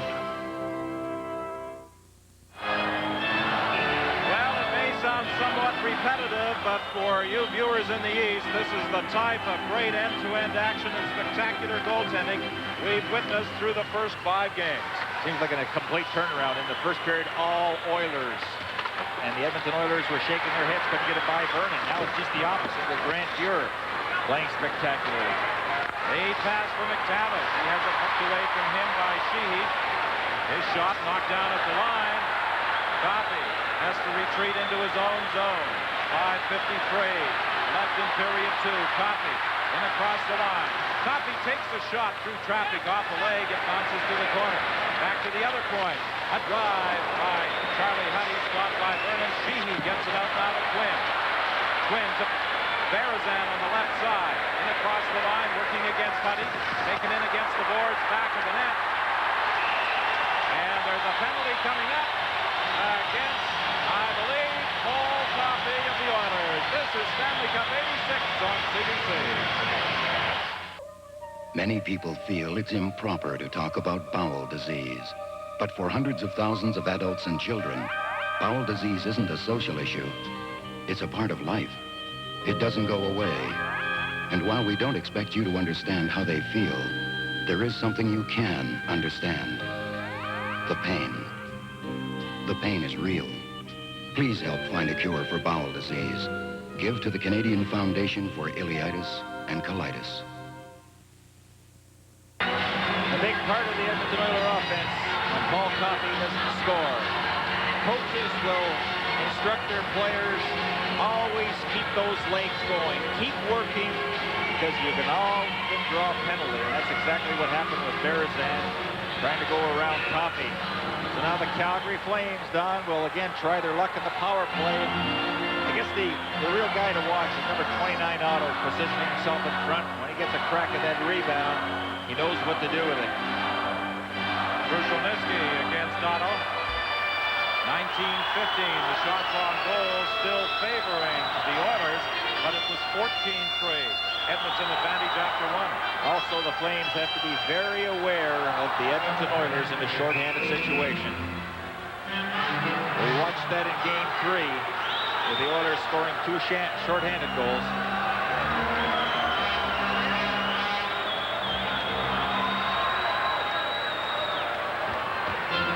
Krushelnyski and Reinhardt now in the face-off circle. The draw comes back to the line. Suter keeps it in. His weak shot knocked down in front, and the Oilers successfully cleared his own. Again, you just watched number 99 for Edmonton. As soon as it looks like the Oilers will gain possession, he will immediately head out into a scoring position. As Lou brought it in across the line, he had to hesitate just slightly, throwing his winger offside. I really don't mean a scoring position. He'll get himself in the hole because you're going to have a hard time scoring this side of center ice. But Gretzky seems to be able to hide, go against the boards, and then you'll watch his defense, and that's a design play by the defenseman. They'll just look in the middle, clear an area, and get hit with that pass. And then it's up to him to try and beat somebody on a one-on-one. Otto, Mullen, and Lou for the Flames up front. Reinhardt and Suter back on the points. Suter takes the draw. In across the line, broken up by a sprawling Kevin Lowe, and the Flames have to go back into the neutral zone to regroup. Reinhardt brings it in across the line, lost it, lead pass for Gretzky. It bounced off his stick. He goes into the corner with Suter. Gretzky trying to force the face-off, and he succeeds. Well, there's an example of how quick the Edmonton Oilers move the puck out of their zone, pass to Curry, over to Gretzky. All of a sudden, it's in Calgary's end of the ice. And all Gretzky wanted to do at that time is just freeze it for a face-off. Gary Suter has been quite a surprise for the Calgary Flames, and Bob Johnson said this is going to be a learning experience for him. Well, he showed a lot of confidence in the youngster, and he's played him in every possible situation. And Suter has responded. He was the recipient of that body check that put Lee Fogelin out on Saturday night, and Suter was feeling the effects of that one. He had a sore backside, and there was some speculation that he might be a casualty for this sixth game, but he is out there and playing well for the Flames. Lead pass to McDonald, broken up by Lowe. Now Napier comes in with McTavish. Napier decides to skate back into the center ice area, killing off seconds in the penalty to Paul Coffey. Spots an opening and drives it deep into the Calgary zone. A good play by Napier. You just hang on to it until you're challenged, and then if there's no teammate to pass it, just get it down the ice. 4:15 remaining in the second.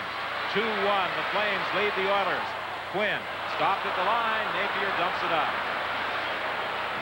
Jamie McCowan fired it back in, but Quinn had gone in deep. He was trapped offside. Well, it has been not a very good power play for the Calgary Flames.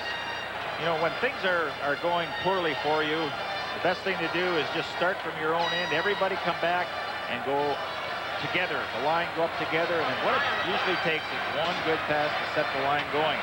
And if you can get that forechecker to come at you and get him caught, then you shouldn't have any trouble getting over the blue line.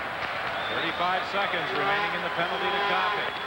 Suter to Mullen. He got the game's first goal on a power play. It's taken in against the boards.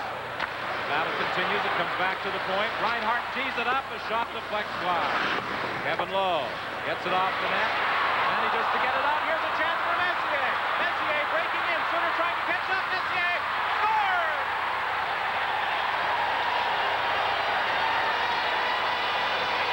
Now we had mentioned that perhaps breaks would be a telling point in this hockey game, and Reinhardt gives it that effort of trying to keep the puck in. And once he sprawls out, well, when you have the speed of Mark Messier, away you go. Now he's being harassed from behind, but still manages to tuck it by Mike Vernon. Look at this speed.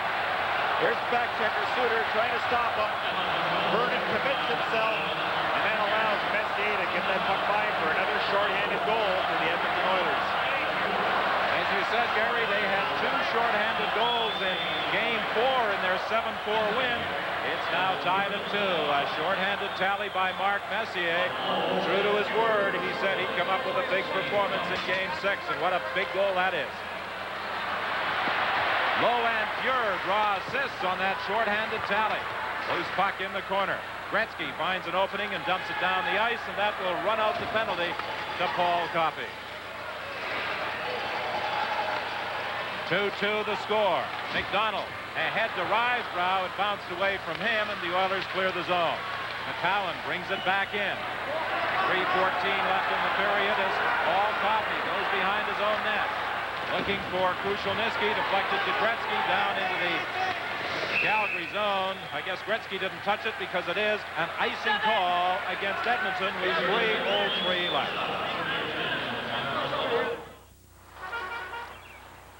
I'm looking forward to the day when I can spend a lot more time traveling. And you know, it was my London life agent who showed me how I can do it. A financial package called Freedom 55 gives me all the life insurance protection I need. And it'll help me retire as early as age 55. And that's when I'll start seeing the world the way I want to see it. London Life believes life insurance is also for the living. Ask us about Freedom 55. It's nice to be with a company that understands life, as well as life insurance. 3:03 left in the period. The face-off in the Edmonton zone. You know, when Paul Reinhardt tried to keep that puck inside the Edmonton zone, from Suter's part, he should have been pulling out, trying to protect that player, but that's the learning experience. McInnes with a shot. That bounces off Anderson. Anderson is upset. There's going to be a penalty against Calgary. Anderson was racing after that puck that was deflected down into the Calgary zone, and McInnes really had no alternative but to trip him up, or Anderson might have been home free. You're absolutely right, Don, and you know, you just respect the speed of the Edmonton Oilers. And, you know, from a defensive position, the last thing you want to do is hit a shin pad. If you see somebody coming at you, you just dump it in the corner. But you saw that McInnes was already in the act of shooting, and it's very difficult to stop when you're in that motion. So the Oilers, who have come back after Calgary taking that 2-0 lead, will enjoy a power play. Now it's the Flames that will be tested. Bob Johnson has seen his team relinquish a short-handed goal that has tied it at 2. As his penalty-killing unit out there now, facing the Edmonton power play. Gretzky with a shot, saved by Vernon, and he covers up. They continue pushing and shoving for the puck, but the whistle had gone, and Mike Vernon had his catching glove on it. Once the Oilers won the draw, now the wingers should be thinking one thing only. We got the draw. What our responsibility is to fight our way in front of Vernon. Let's see if that happens. Nobody's going for the net. Well, Vernon, he's going to make the save. Absolutely no way you're going to blow the puck by a guy from there. So where were the wingers on that play? They got to converge and set up the screen against Vernon. Krushelnyski into the face-off circle against Joel Otto. We'll try and get it back to the line to Gretzky. Gretzky and Coffey are on the points. From the face-off, Gretzky over to Coffey off the side of the net. Coffey gets it again. Another shot. That was knocked down in front. Rysbrough trying to clear it. Kept in by Anderson. Anderson along the boards. Back to the point for Gretzky. Gretzky tried to dump it ahead for Anderson. It was broken up by Joel Otto. Well, Glenn Sather pulling out all the stops. He even has Charlie Huddy playing in a forward position. Gretzky in across the line to Messier. Messier dumps it around the boards to the other side for Anderson. Anderson is hit by Shee. Coffey races in from the point. Now Messier for Anderson in the corner. Back to Coffey. Over to Charlie Huddy. A shot. It does not get through. It went off the stick of Lube. And Lube succeeds in dumping it down the ice. 2 minutes remaining in the second period. The score is tied at 2. 1:02 remaining in the penalty to Al McInnes as Gretzky circles at center ice. 4 Flames standing up at the blue line. And the Oilers are offside. On that play, Gretzky had absolutely no chance but to either try to beat somebody at the blue line or bring it back to his own zone, because there was about 9 players right across that blue line. The Flames had everybody up there, and the Edmonton Oilers wingers were also standing still. So even if Gretzky shoots it in, there's no way they're going to be able to do an adequate job of forechecking. Very narrow strip of ice attracted a lot of interest from 9 skaters who are out on the ice. Well, you can condition yourself not to stick check, Don, and just take the body, finish the check. And, you know, that's what Howie Meeker has been saying in his telestrator for all games. You have to finish the check. Broken up in the center ice zone and dumped in. Back after it is Messier with 44 seconds left in the penalty to Al McInnes. Gretzky on the wing to Messier. Messier being bothered by the checking of Quinn. Loses the puck. It comes back to the line. Poked away from Toppin by Quinn. Quinn breaking in. Drake trying to catch up with the play. Up front to Patterson. And the save by Grant Fuhr the second time that Patterson has been robbed in a short-handed situation. Now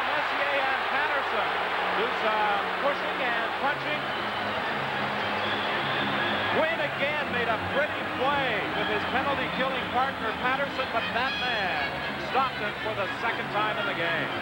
Well, folks, it doesn't come any better than that as far as goaltending is concerned. We're getting another display of what it takes in playoff hockey to get your team over the hump. In the first period, it was Mike Byrne, and now Grant Fuhr. Well, we're going to get another look at it. Benias Quinn does the stripping of the puck. Now it's a 2-on-1 break. Paul Coffey got caught, and Quinn makes an excellent play here. Look at that little dump pass. And boy, what great timing by Grant Fuhr as he smothers that one. We're in absolute awe, Don, of what we have seen as far as the goaltenders are concerned. And if I just may make that point again of what Glenn Hall had said, if you're a goaltender and making the save, it is the greatest position to play. When you're not, it can be very frustrating and just like hell. 1:18 is the time remaining in the second period. 2-2 the score. Number 11, Mark Messier. To the Flames, number 11, Colin Patterson. 2 minutes each for roughing. The time, 18:42. A roughing call against both Messier and Patterson. That comes with 24 seconds remaining in the penalty to Al McInnes. Well, there was quite a pile-up in front of Grant Fuhr. Now, it's not a bad penalty for either team. If you're going to go to the penalty box, try and take somebody with you. Face-off, Don, that's every time the puck is in your end of the ice, it's important to bear down in that face-off. Because the last thing you want is for the offensive team to win that draw cleanly. Well, the Oilers have scored a shorthanded goal, the goal that tied the game. Twice, Colin Patterson has been absolutely robbed by Grant Fuhr in a shorthanded situation. Anderson is bumped. Rysbrough comes up with the puck. He breaks out with Berezan. Long shot off the glass. It bounces over the net and right out in front, but Fuhr alertly scooped it up. Boy, did he ever, and I like the hustle of Berezan coming in there, anticipating a weird bounce off the backboard.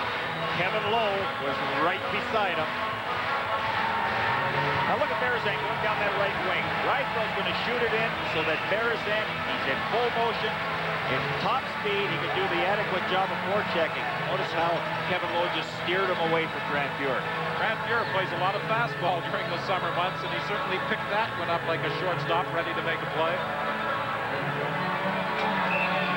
Bob Murdoch issuing instructions to the players out on the ice with just 1 second remaining in the penalty to Al McInnes. Well, what can we say, Don? Just another entertaining period. What could be better than going to the third all-time?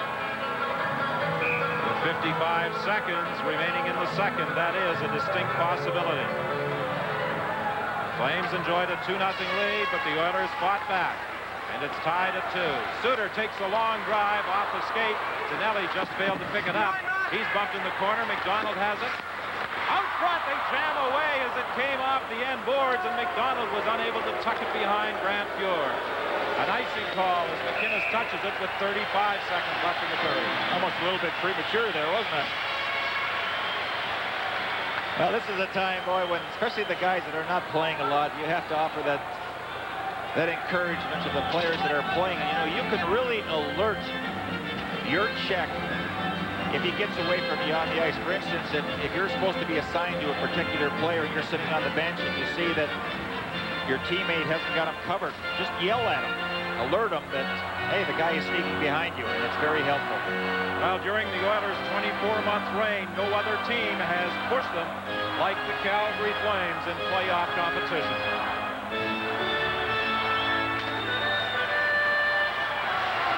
In the corner to Curry. He dumps it down the ice.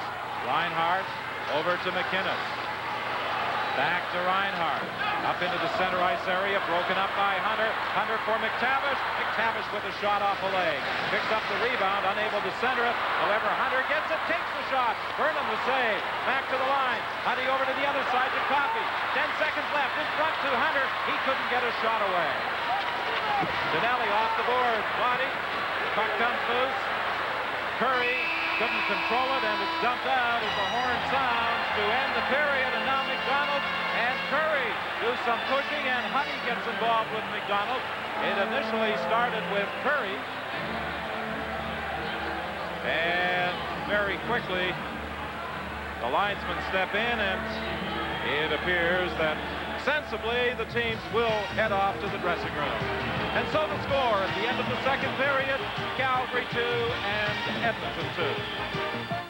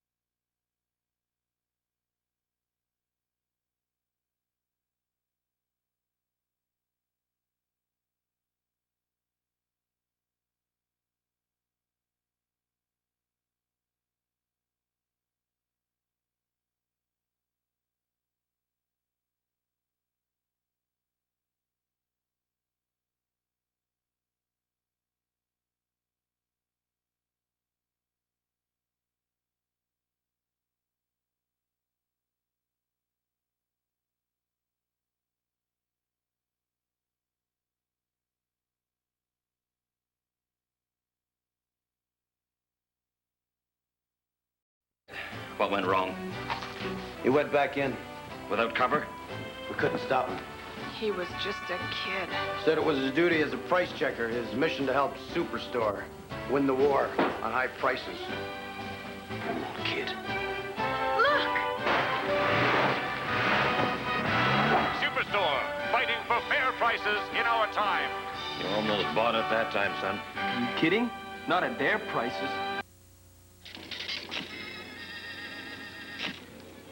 If only television had a lunchtime magazine show. With news. Yeah, and style and excitement. News with style and excitement? Look again. That's what we do every day at midday. The facts, the fantasies, the fun, up front, behind the scenes, down the street, and around the world. Midday on CBC Television. CBC Television. Look again. Zosky and Company. Peter's on the move, meeting famous Canadians. Community movers, people in the arts, and people on the way up. Tell me about your first cello. Surely that didn't just come to you now. Peter finds out about changing times and changing lifestyles. You're talking about you being a star now. Am I going to like this? Well, I don't know. Entertaining people. That's Zosky and Company. Tuesday night on CBC Television. Hi, this is Stu Jeffries. I got a question for you. What have Kate Bush and Paul Stanley of KISS got in common? Give up? Well, we talked to both of them this Friday on Good Rockin' Tonight. Now, remember this? We'll give away 4 of these specially framed AHA prizes and cassettes of Hunting High and Low. Look here. Double theater passes to Pretty in Pink and Gung Ho, in addition to cassettes of Pretty in Pink and 9.5 Weeks. We've got videos from Wham, Starship, Miami Sound Machine, Jermaine Jackson, The Psychedelic Furs, even Blondie. Join us this and every Friday on Good Rockin' Tonight. That's a ton of prizes.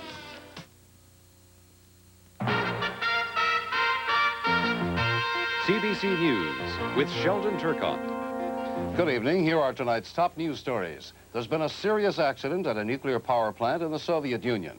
The Soviets say the accident damaged a reactor near the Ukrainian city of Kiev. They won't say how many people were injured, but increased levels of radiation have been detected as far away as Sweden. Here at home, scientists have issued a warning about another kind of environmental hazard, toxic rain. It's a form of air pollution that the scientists say could be worse than acid rain. In the Middle East, the Palestinian group led by Abu Nidal says it murdered a British tourist in Jerusalem yesterday. And a British newspaper has begun publishing the love letters of the Duchess of Windsor and the king who gave up his throne for her. The Duchess, who died on Thursday, will be buried tomorrow. We'll have these and other stories later tonight on the National and the Journal. And now, back to Hockey Night in Canada.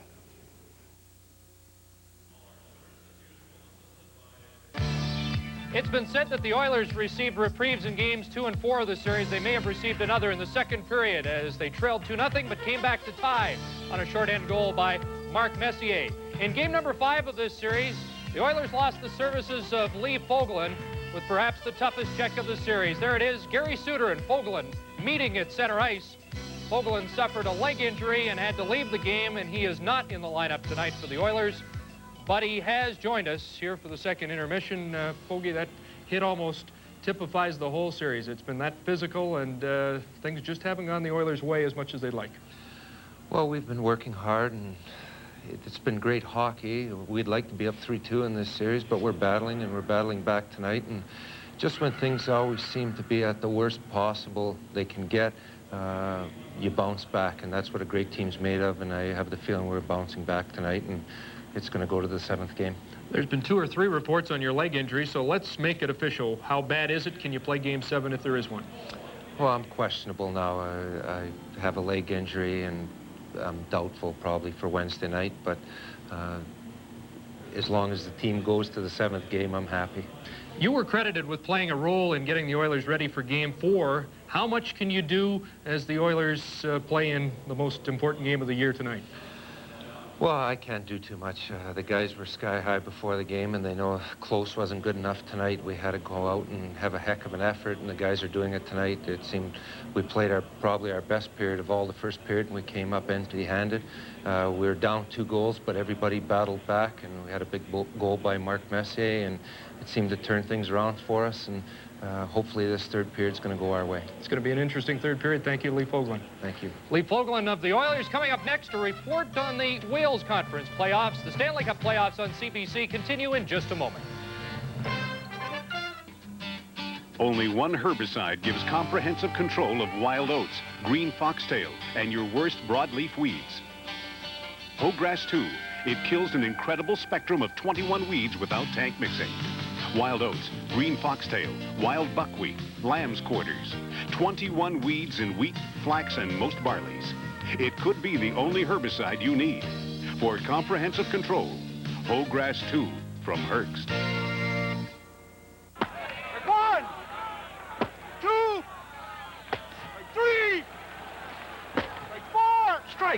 What game is this, anyway? It's the Provincial. It's played every Friday. And it's a hit, and he's going past first, and he's going around second, and he's going around third, and he's heading for fourth, and heading home. Every Provincial ticket is good for 5 Fridays to win $500,000. 5 Fridays to strike it rich. I love Fridays.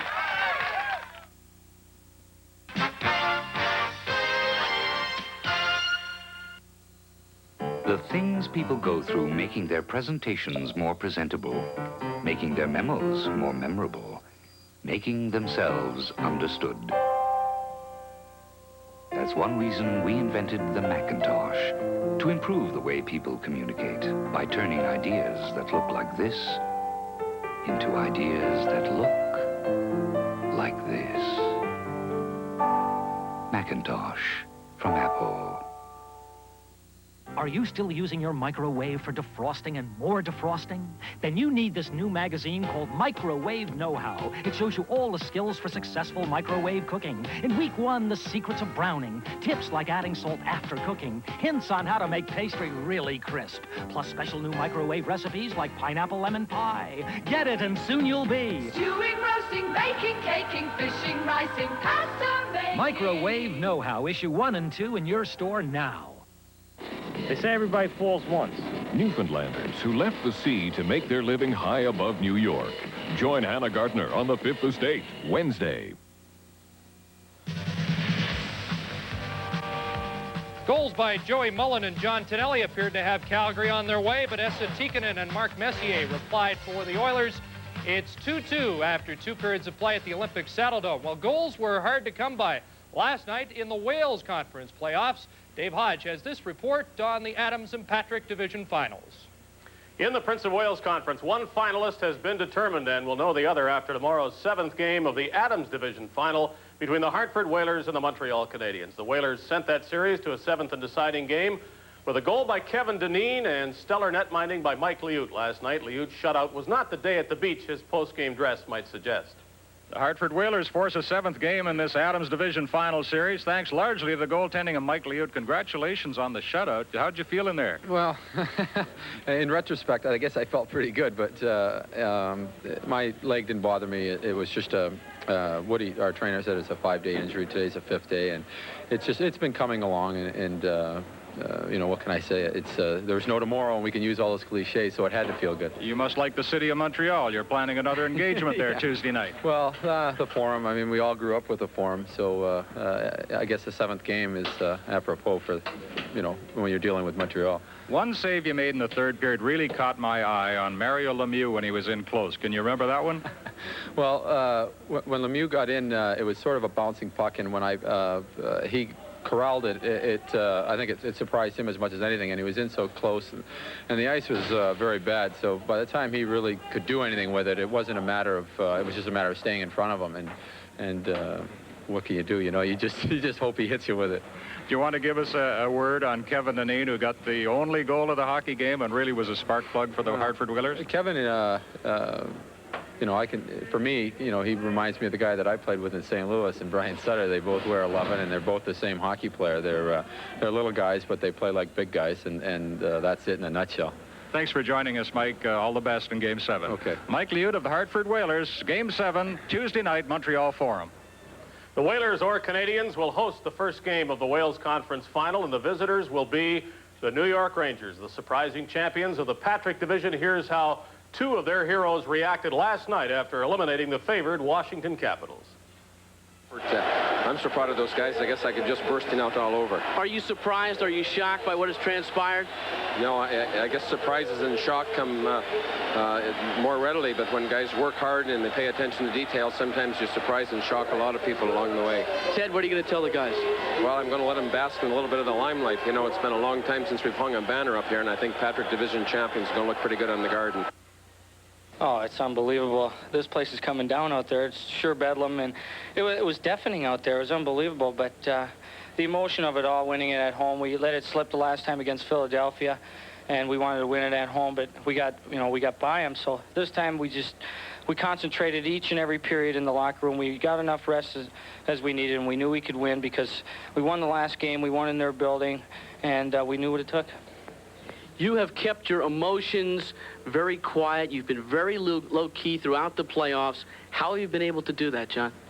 Well, I think it's a group type thing. We don't want to build ourselves up and then for a big fall. I mean, we're underdogs going into every series we play, and right now we're going to the semifinals. We won the Patrick Division. Low key, it's something that you really have to concentrate on what you say in and out of the locker room, and go just live day to day and try to avoid most of the attention. I know you're not a big person for predictions, but do you feel at this point in time that the Rangers can win the Stanley Cup? Well, the Stanley Cup is a long way away yet. I think we could win the steps to getting to the Stanley Cup. We've had success against Edmonton if we play them. We've had success against Montreal if we play them, and Hartford also. So we feel pretty confident the teams we're going to play. Coaching staff's been pretty well able to dissect what the other team's doing, and that's a big key. Rangers at Hartford or Montreal. That will be the Prince of Wales Conference Final. Live on CBC, this is Hockey Night in Canada.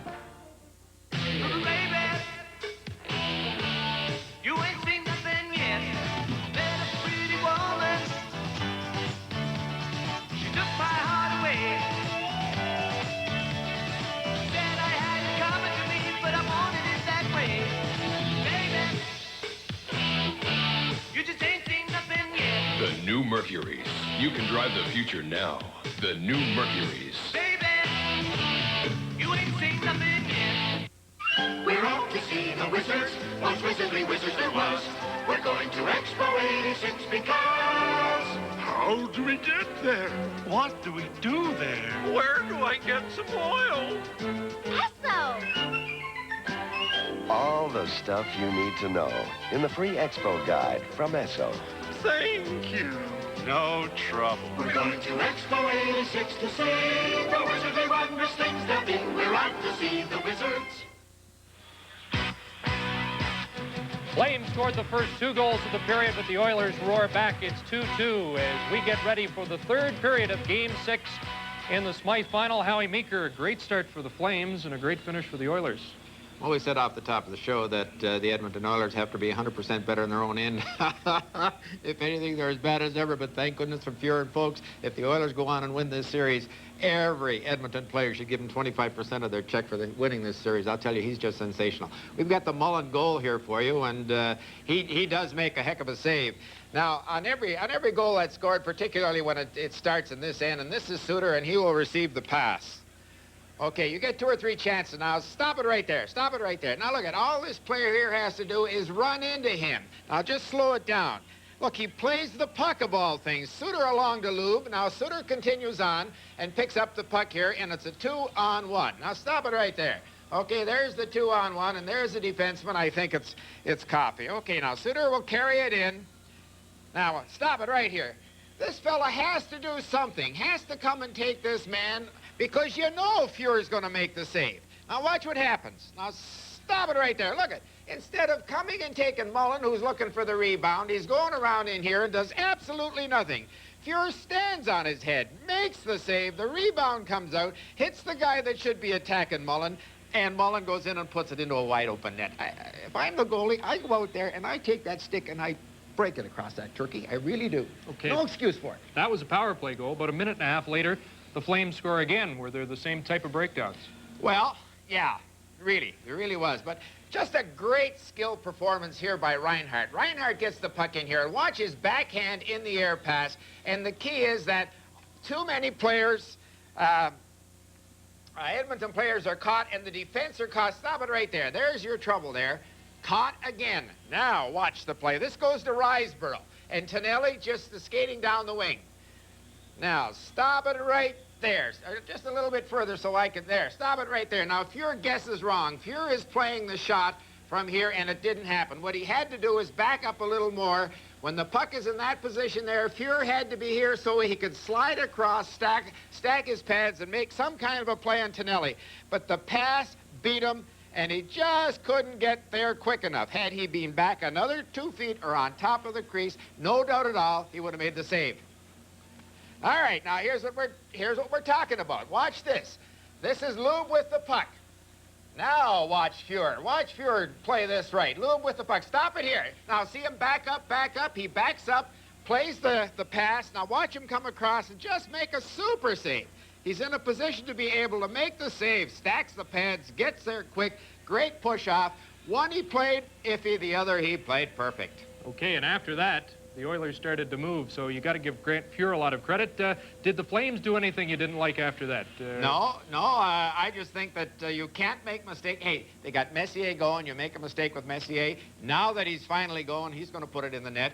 And this third period just has to be a humdinger, folks, and let the best team win. That about sums it up, Howie. Hockey Night in Canada returns in a moment.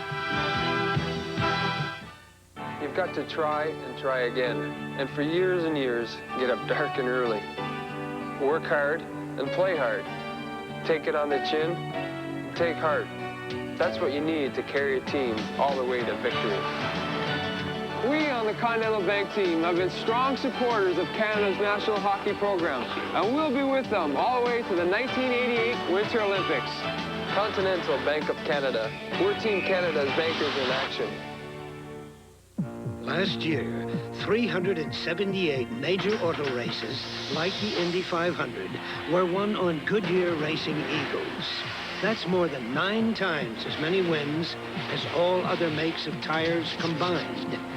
And that proven Goodyear quality is why more people decide you either have Goodyear Eagles or you need them.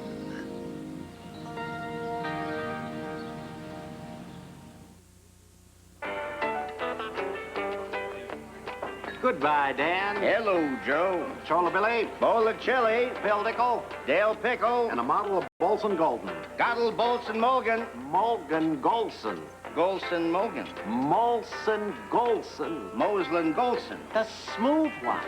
Ah, Golson Bolden. Molson Golden. Smooth no matter how you say it. Golson Molan.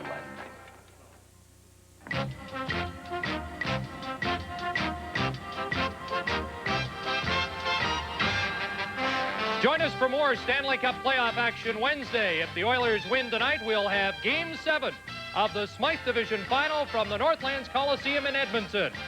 If the Flames win, we'll have Game 7 of the Norris Final between the Leafs and Blues from St. Louis. That's Wednesday night on the Stanley Cup tradition of Hockey Night in Canada.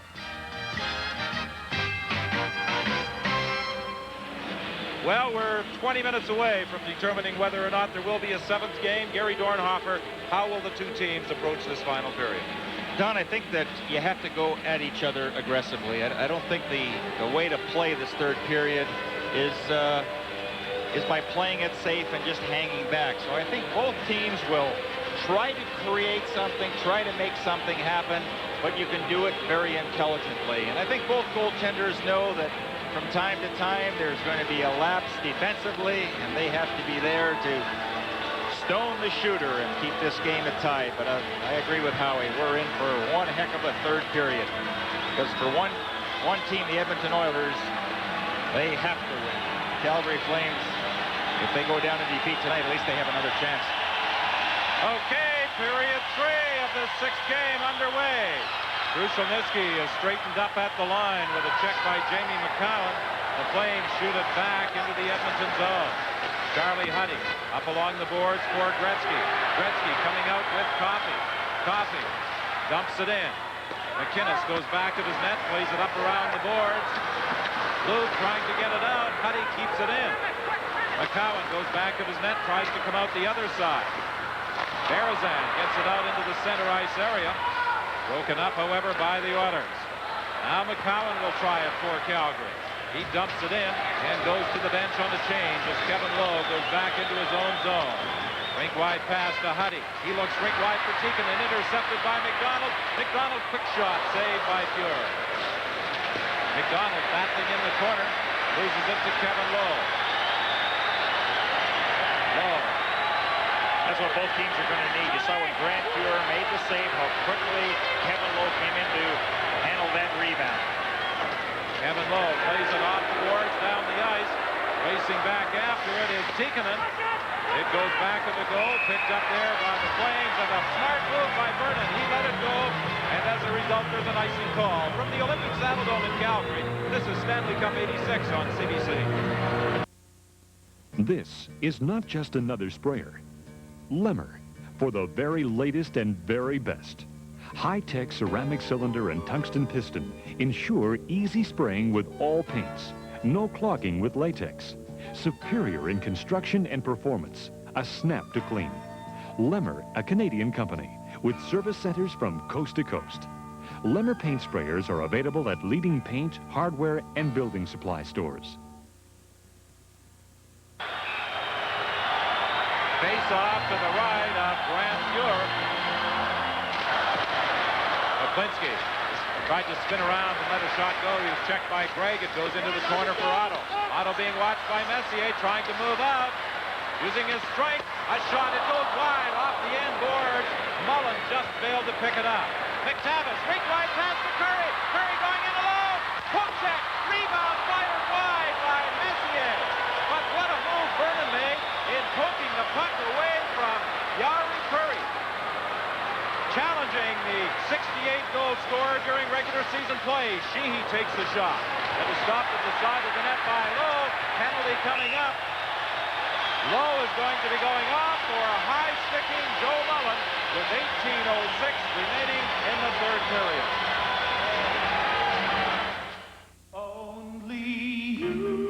Just because you've washed your car doesn't mean you're finished.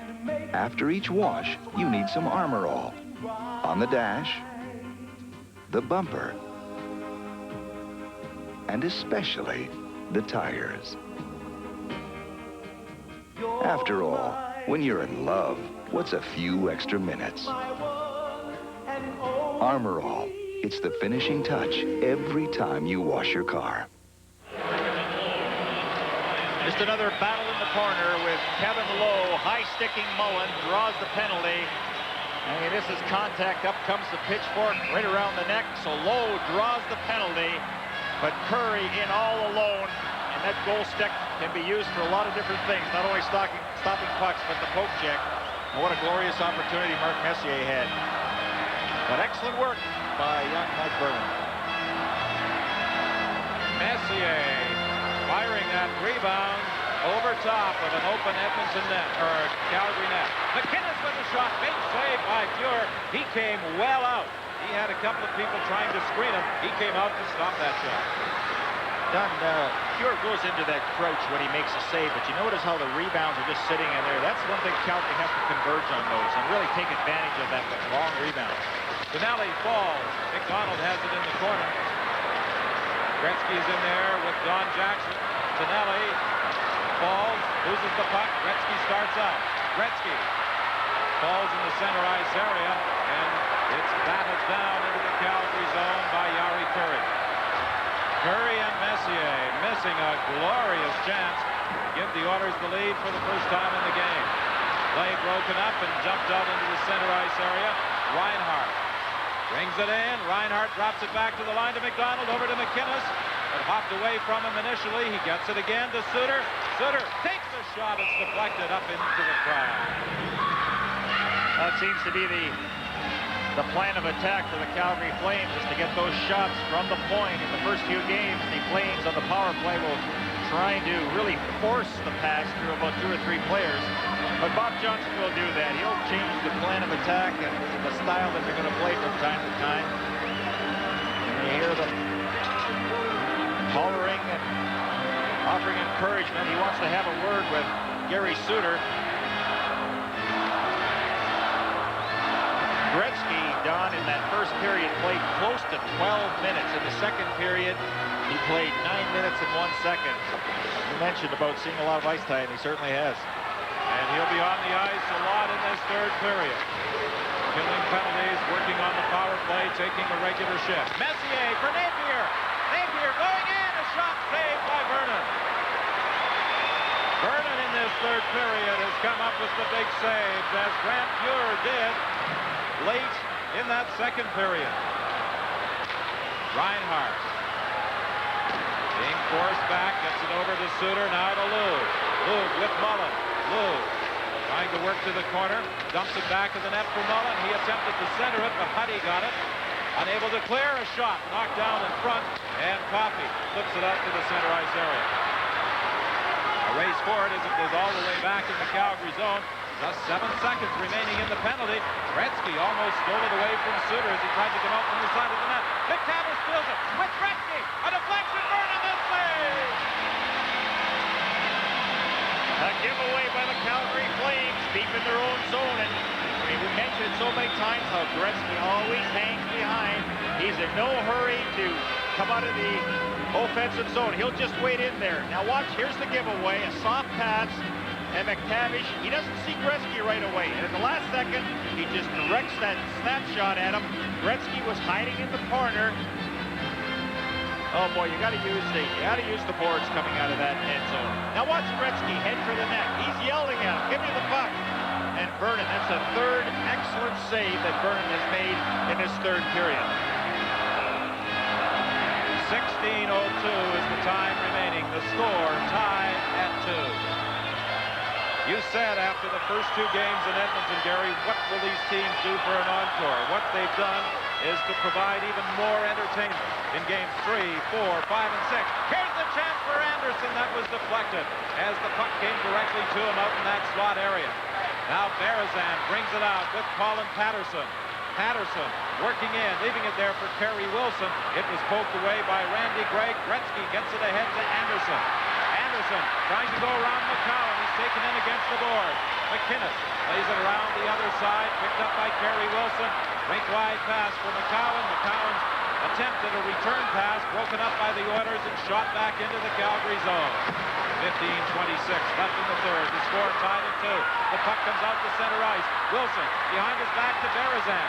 Trying to go around Coffey, and Coffey recovered to take the puck away. Now it's Gretzky.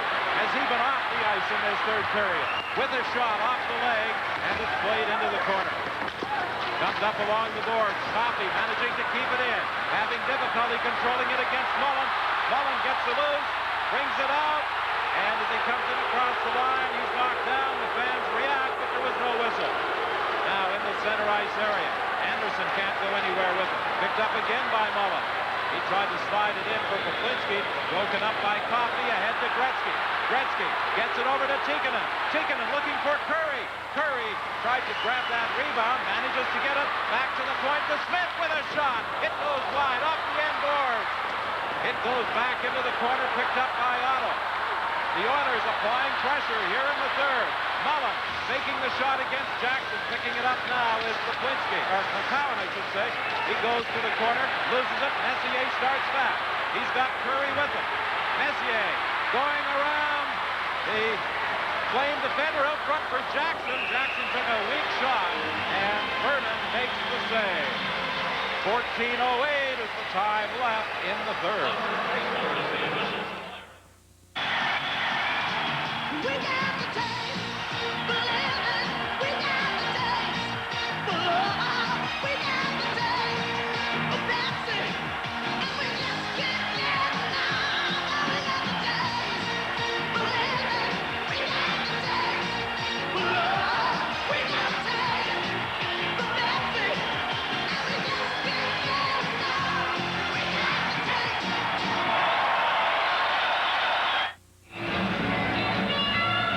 People may not like the Edmonton Oilers, but you have to respect the effort that they give. They have come out here in this third period and have just taken it to the Calgary Flames.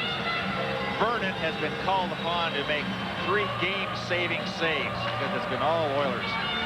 McTavish tried to get it loose for Napier. It was picked off and brought out by Tonelli. He has McDonald with him. Fired into the corner. Kevin Lowe gets back there for Edmonton. Lowe plays it around the boards for McTavish. With Hunter and Napier. McTavish to Napier. Putting on the brakes. In front to Hunter. Hunter with a shot. Vernon the save as he came out of the net. There again is that speed of the Edmonton Oilers and how the Calgary Flames are getting away from their game plan. They're not challenging. The gap between the forwards and defensemen is very wide, and so a pass now sets up the line rush. Look at Hunter again. Excellent chance. Out comes Vernon to challenge and smothers it. That's the fourth good scoring chance, and we played less than 7 minutes in this third period. Fuhr and Vernon have been spectacular. We run out of superlatives, Don. The team that wins this series, either goaltender, certainly a candidate for the Conn Smythe Trophy. Here's a shot from the point. Knocked down by Colin Patterson. Randy Gregg goes back into his own zone to Lowe. Long lead pass to McTavish. McTavish drives it in. Vernon stops it back to the net. He plays it around to Patterson. He gets it out to the center ice area.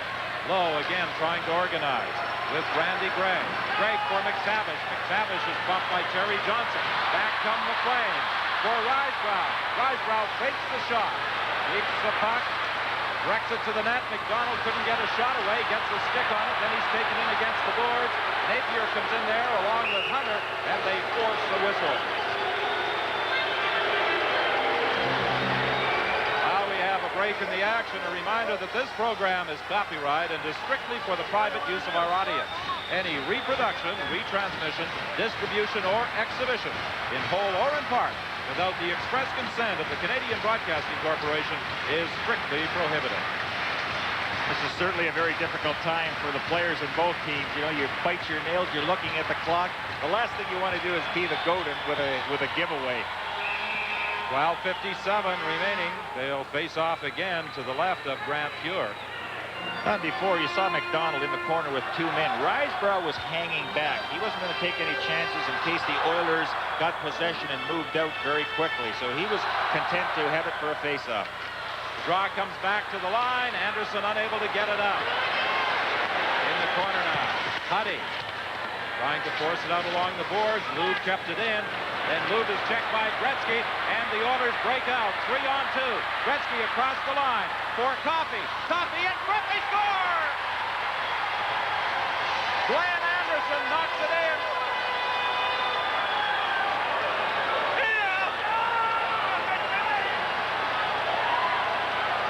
The battle along the boards. When you lose those battles, that's what really hurts. And look at Gretzky just pull out. Now it's a 3-on-3 break. Keep an eye on Anderson. He kind of goes to the side and then moves into the slot very quickly. He goes away from the flow and then comes back. He's not picked up, and he just puts it right through the legs of Mike Vernon. Well executed by the Oilers. And again, the speed of the Oilers has now taken over. They are just at their top of their game, Don. The Flames having difficult time keeping up. Anderson from Coffey and Gretzky.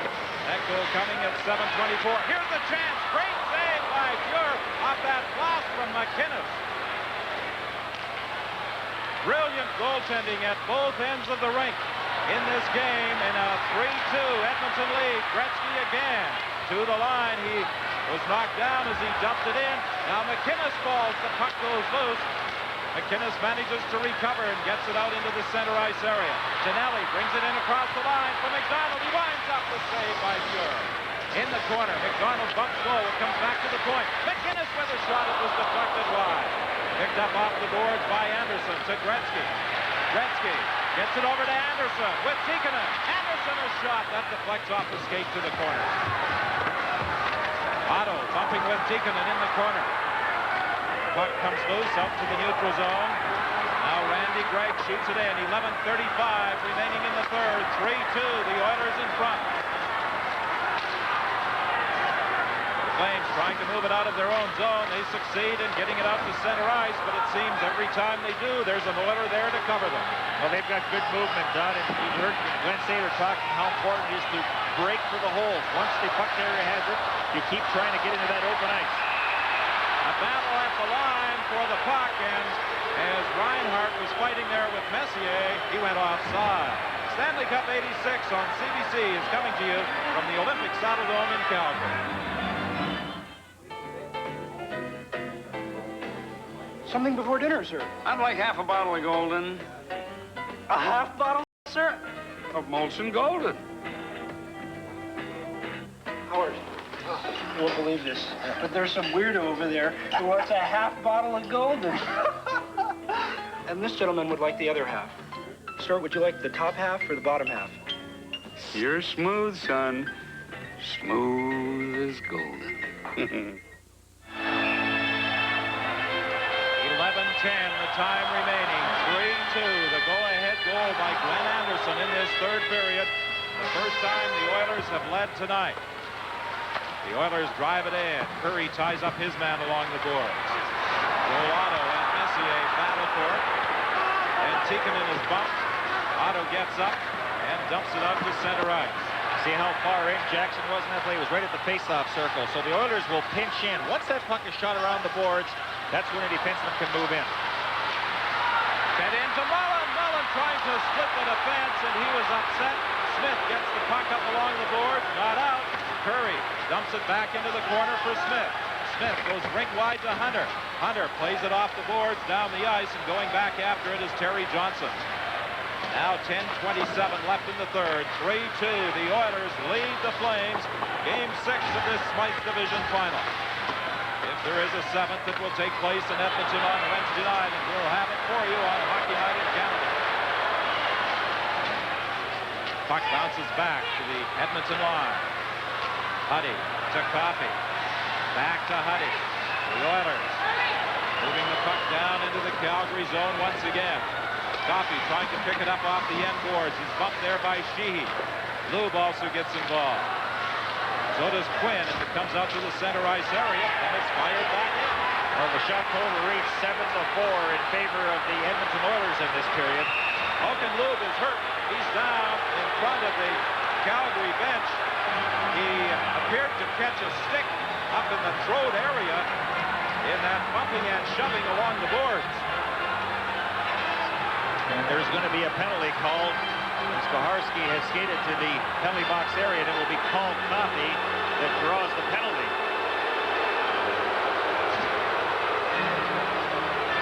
Bearcat Murray out there now as he is looking at the throat area, and there appeared to be a rather nasty welch on the neck of Hogan Lube.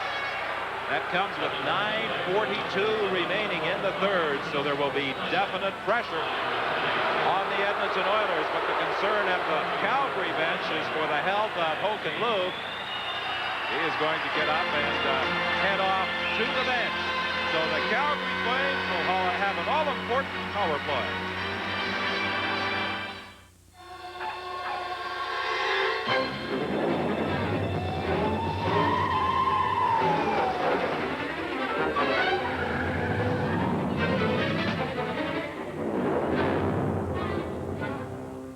About 200 times a minute, someone, somewhere, chooses Esso gasoline. No trouble.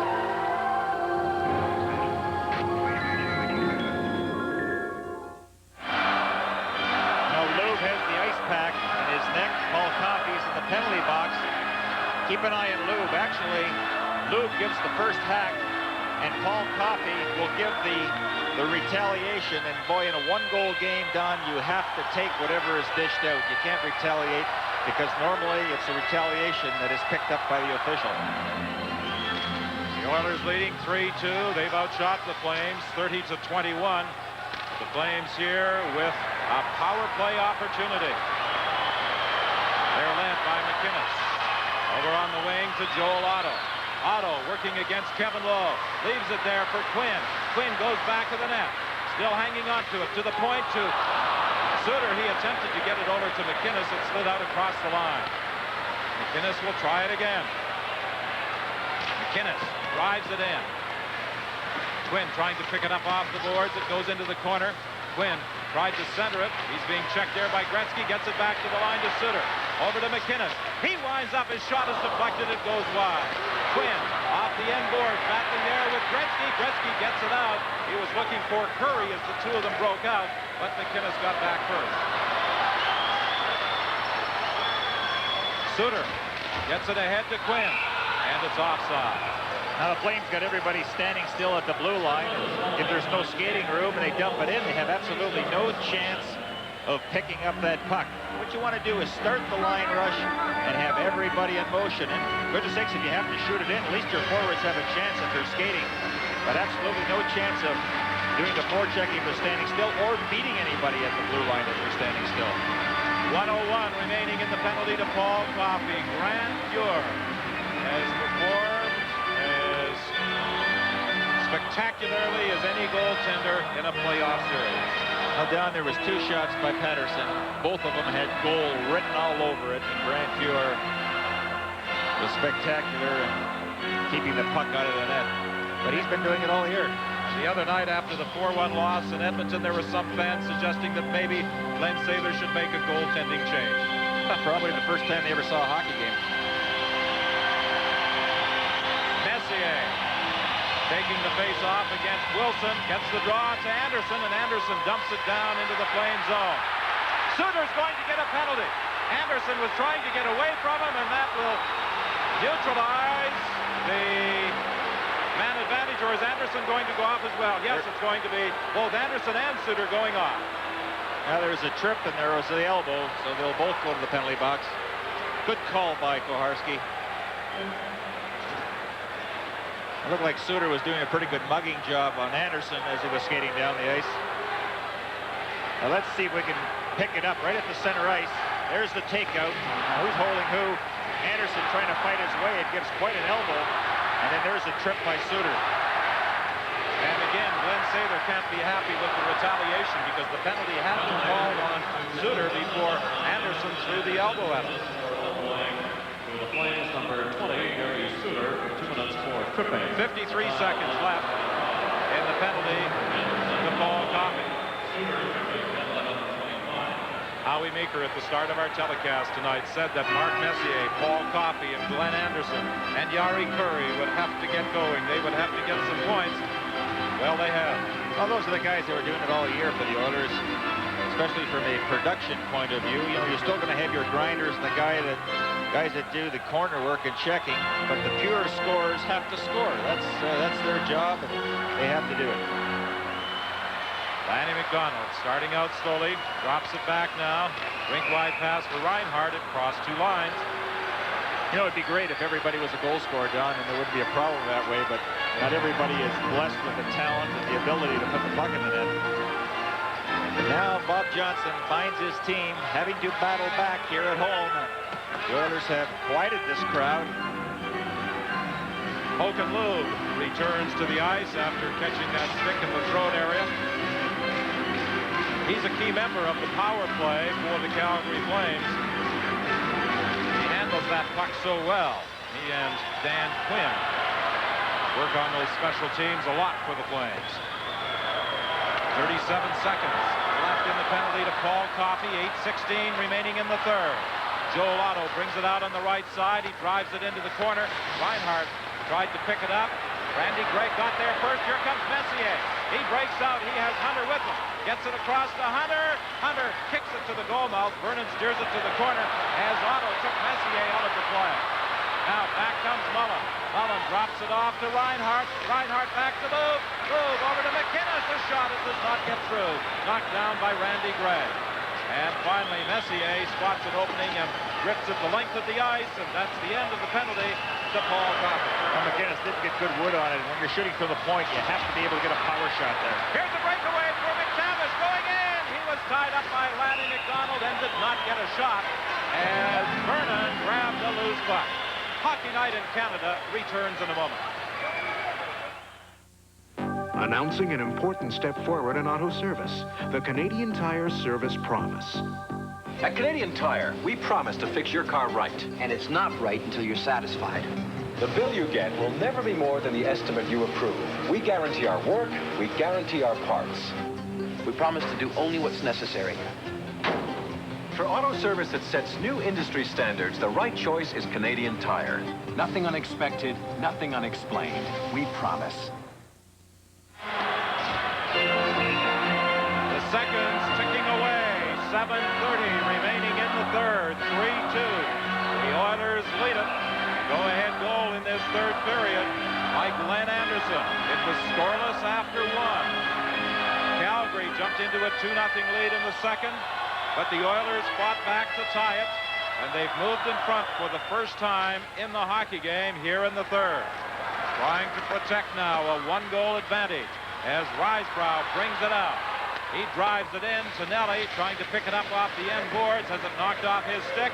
Back comes Krushelnyski with Gretzky. Krushelnyski into the corner for Gretzky. Gretzky back to Krushelnyski. A backhand shot, and Vernon got a piece of that.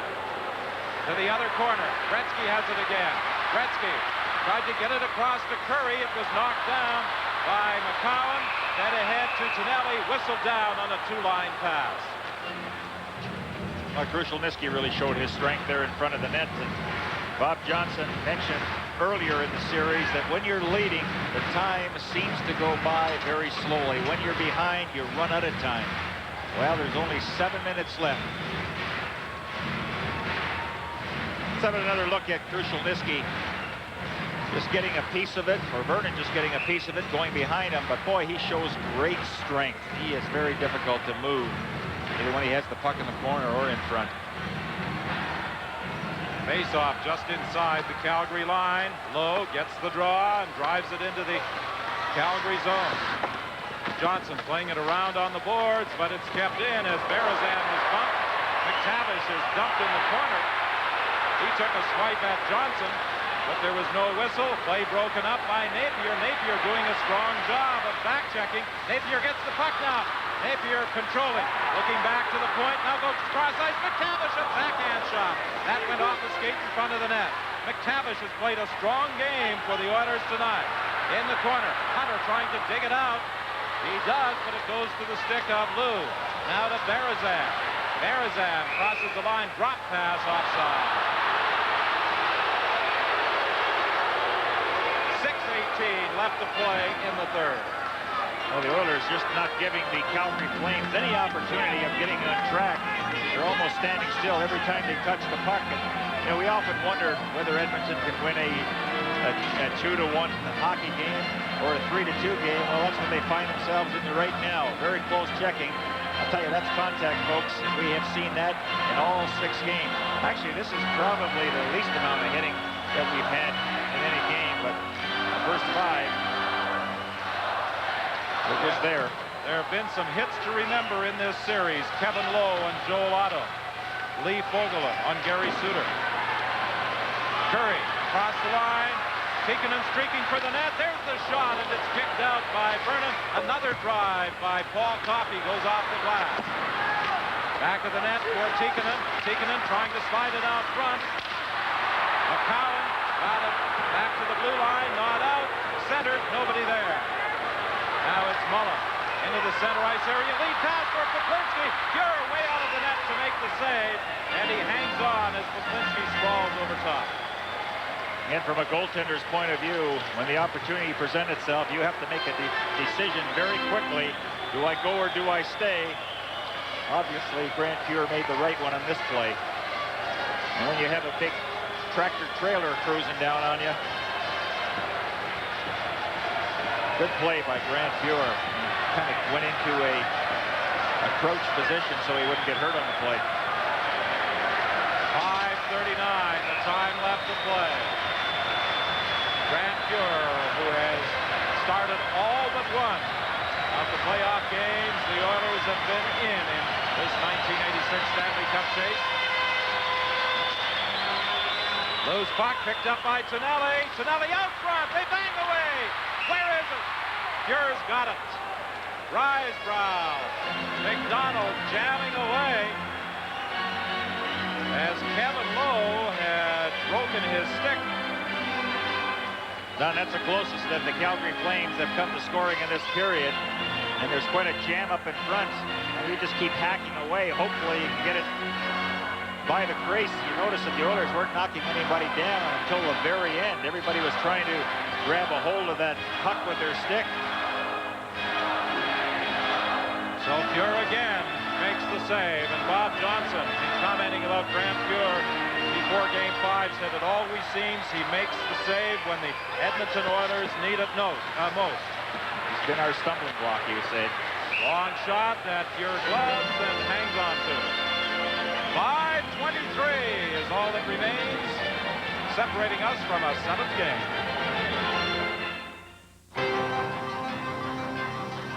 Power at the flick of a switch. Power that cuts through thick and tall. Quiet power that's easy to handle. No gas, no oil, no struggle. The new Black & Decker electric lawnmower. The name in lawn and garden care because Black & Decker has acquired General Electric lawnmowers and backs all Black & Decker lawn and garden products with a 2-year warranty. Nothing cuts it like Black & Decker. The powerhouse in lawn and garden care. Face off to the right of Fuhr. Played off the boards into the neutral zone.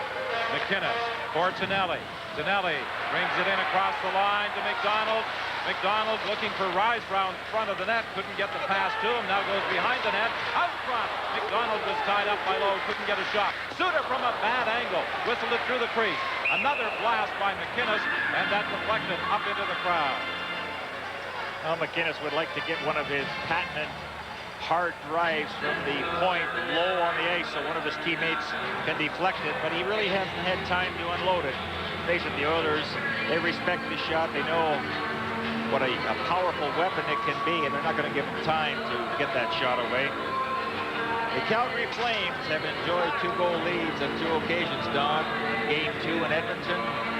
Saw the Oilers come back, and also in Game 6 here. I'm sure they will think about that.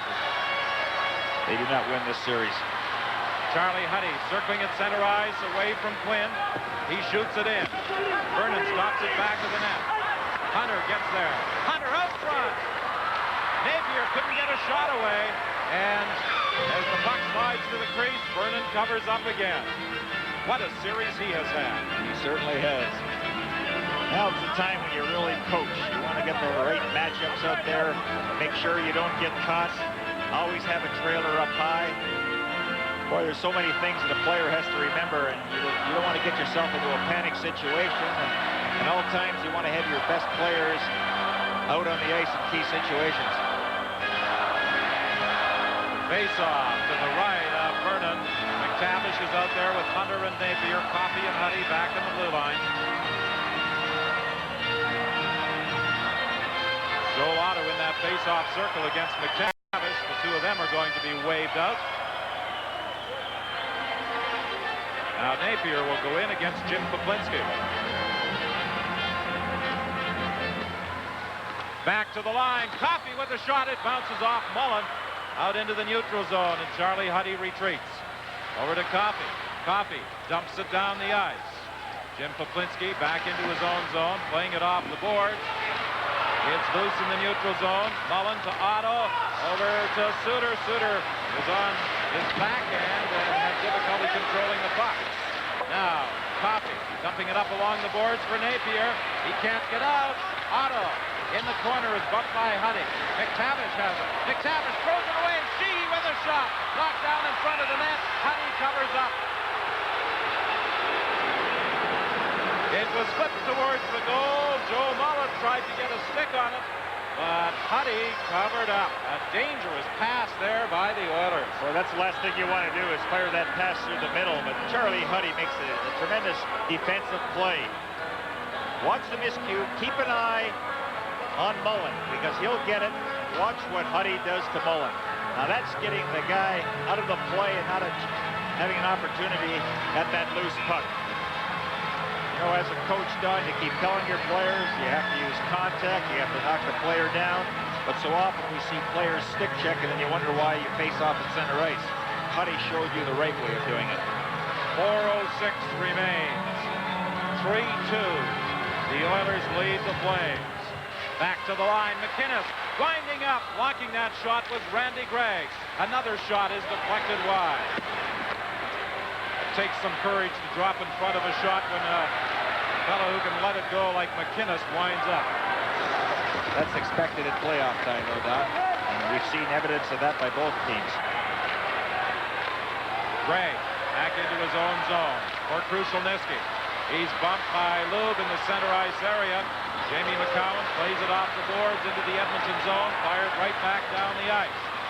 A battle directly in front of the bench. Gretzky digs it loose. Gretzky trying to move in. Backhand shot. Vernon the save. Gretzky again. Looking out front. Puck comes loose and it's picked up by Tonelli. He crosses with Lou. In across the line, Tonelli dumping it to the corner. Now Tonelli Dodges a check from Coffey. Carries on back of the net. And he has it knocked away by Anderson. It goes to the other side. Gregg to Gretzky. He dumps it down the ice with 3 minutes remaining in the game. Suter is chased back into his own zone.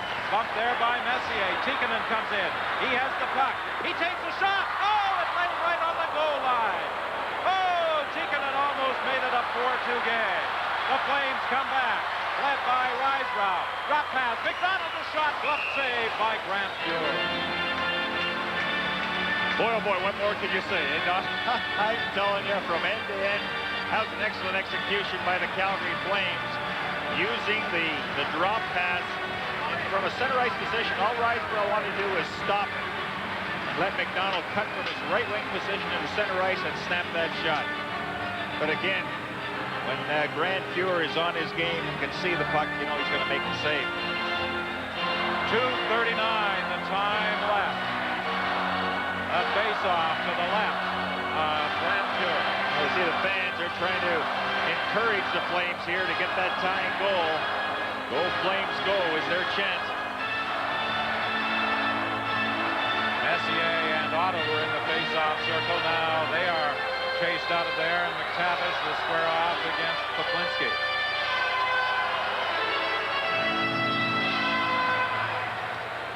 Poplinski trying to get the draw back to the point. It goes into the corner, picked up by McTavish. McTavish moves out with Curry. He dumps it down in the corner. Poked away. Poplinski has it. Rink wide to Mullen. Mullen overskated it. Brought in offside by Gretzky.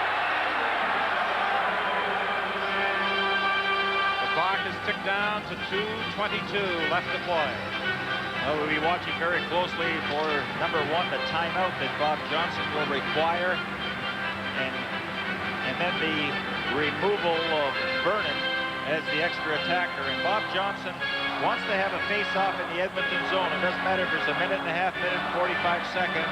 He feels that when the face-off is in Edmonton zone, that's the time he's going to move Vernon for that extra attacker, because now you have everybody together from a face-off position, and he feels that's a lot better than changing the players on the fly.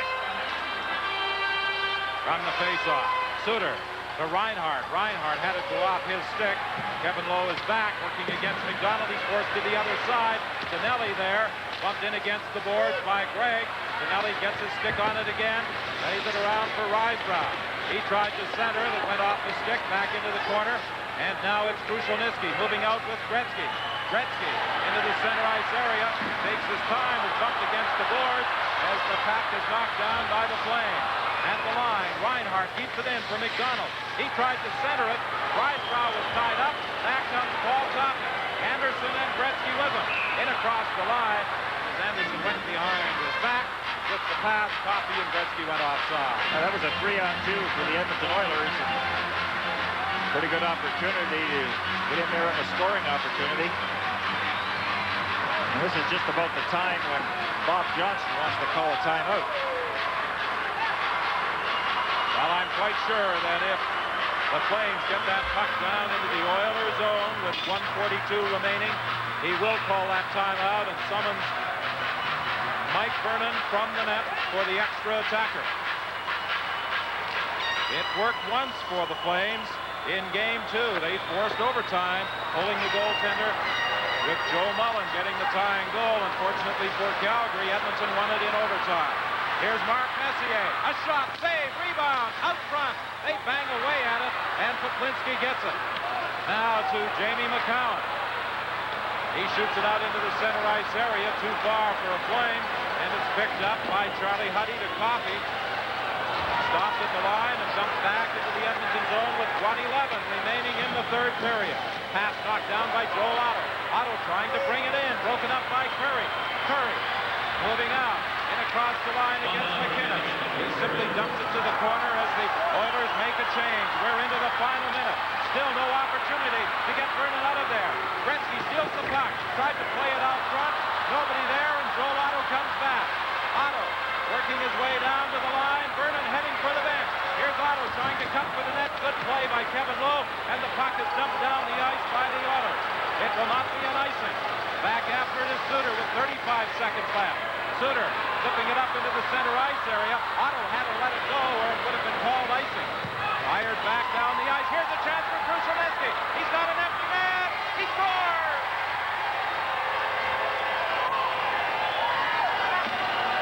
A gutty performance, Don, you'll have to agree, by the Edmonton Oilers. They were down 2 goals and they fought back.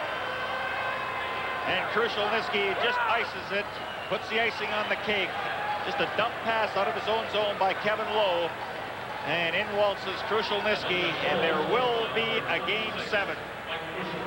So do champions give up? Absolutely not.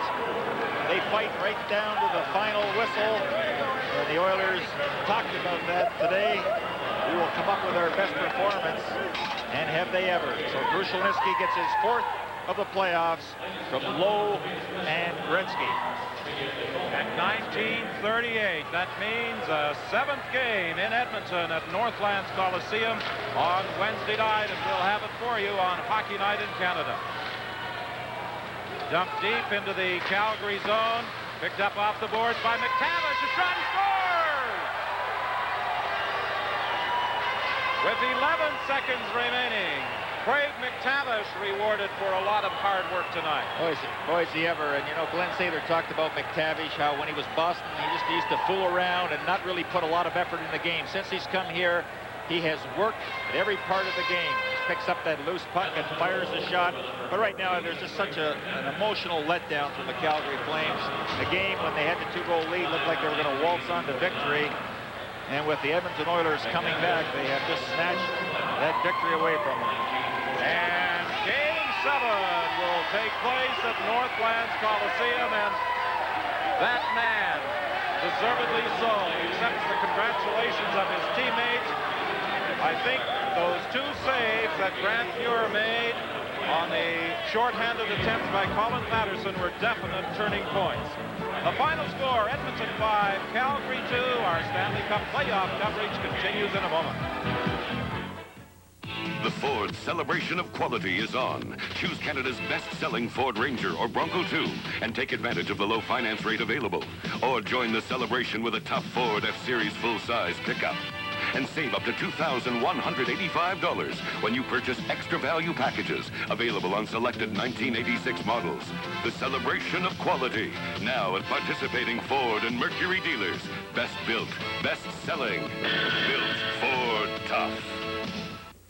Hey, Maurice, I'm getting gray, and you look great. Tell me the truth. Do you really use Grecian Formula 16? The truth is, Jack, I've been using Grecian for many years, but no one knew until I did the commercial. You should try. Okay, I will. Grecian Formula 16, as easy to use as water. Looks natural, works so gradually, no one can tell. Now you look great. Grecian Formula 16, you just can't tell who's using it. Another example of the Oilers' championship medal. They score 5 straight and tie the series to force a 7th game. Ladies and gentlemen, here are tonight's Molson 3 stars as chosen by Eric Duhatschek of the Calgary Herald. First star from the Oilers, number 31, Grant Fuhr. Tonight's second star from the Flames, number 30, Mike Vernon. And tonight's third star from the Oilers, number 99, Wayne Gretzky.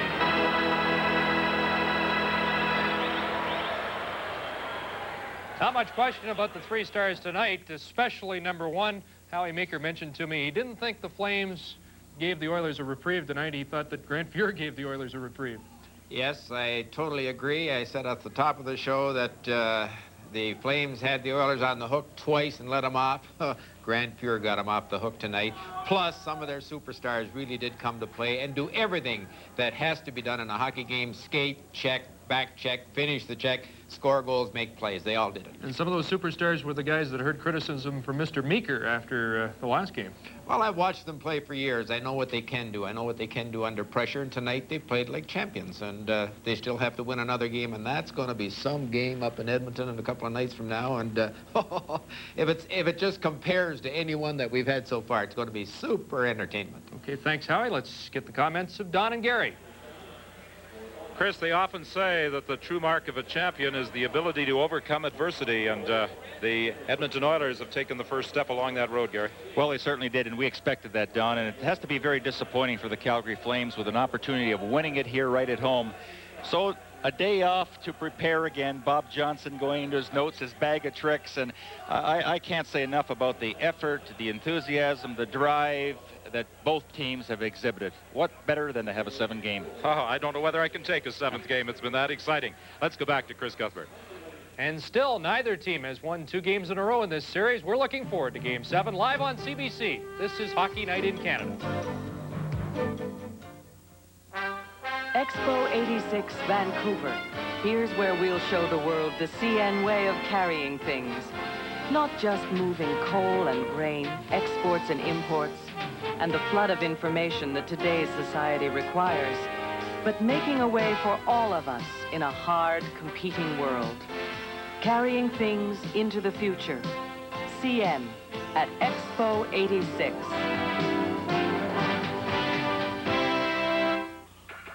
If you were your car and you needed a new muffler, you wouldn't go just anywhere. You'd go to Speedy. Speedy gives you a free estimate so you can relax. You get expert work and the Speedy guarantee. Try finding a better deal for big cars, small cars, whatever car you are. For a great price, call Speedy. At Speedy, you're not just another car. You're a somebody. Been waiting long? Just a couple of minutes. What did you think of that investment proposal? I think we should go with these people. I like their attitude, and we're bound to do better than leaving our money in savings. And the broker? He seems really competent, easy to talk to. And what I liked most, he took the time to explain things. I'd say he's first rate. I'm not surprised. What do you mean?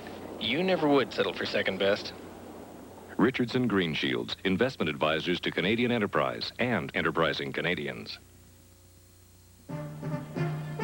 5-2 the final score as the Oilers win game number 6, and the number 1 star was Grant Fuhr, who made 36 saves. That one off of Colin Patterson might have been the biggest of the game with the score tied at 2, and later he would rob Jim Poplinski as Fuhr was the dominant man of game number 6 tonight at the Olympic Saddledome.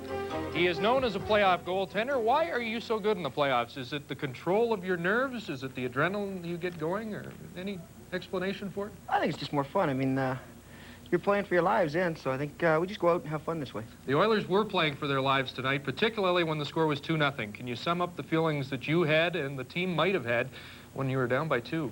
We got down 2. We just figured we'd better dig deep because, I mean, it makes for an early summer if we lose tonight. So we went out and played the best game we've played. The other guy, Mike Vernon, had another good game tonight. You two had a great playoff battle in junior like this. Do you remember it well? Do you guys talk about that at all? We haven't talked about it, but we do remember it. We were down 3-1 when we came into Calgary and stole 2 out of here and went back and won a 7th game at home. So hopefully we can go back, steal a 7th game out of Edmonton now. Peter Pocklington talked to the team again yesterday at practice. How much influence at this point can he have on the series? He just gave us a bit of an inspirational speech, and the guys took it to heart, went out and played well tonight. Can you look ahead to Game 7 for us? What can we expect? We're going to have to go play the same kind of game we did tonight, play well on our own end, and I think that'll make the big difference. And the Oilers can almost bank on good goaltending in Game 7. Congratulations again, Grant Fuhr. Thank you. Grant Fuhr of the Oilers, 36 saves tonight in the game's first star. The Stanley Cup playoffs on CBC continue in a moment.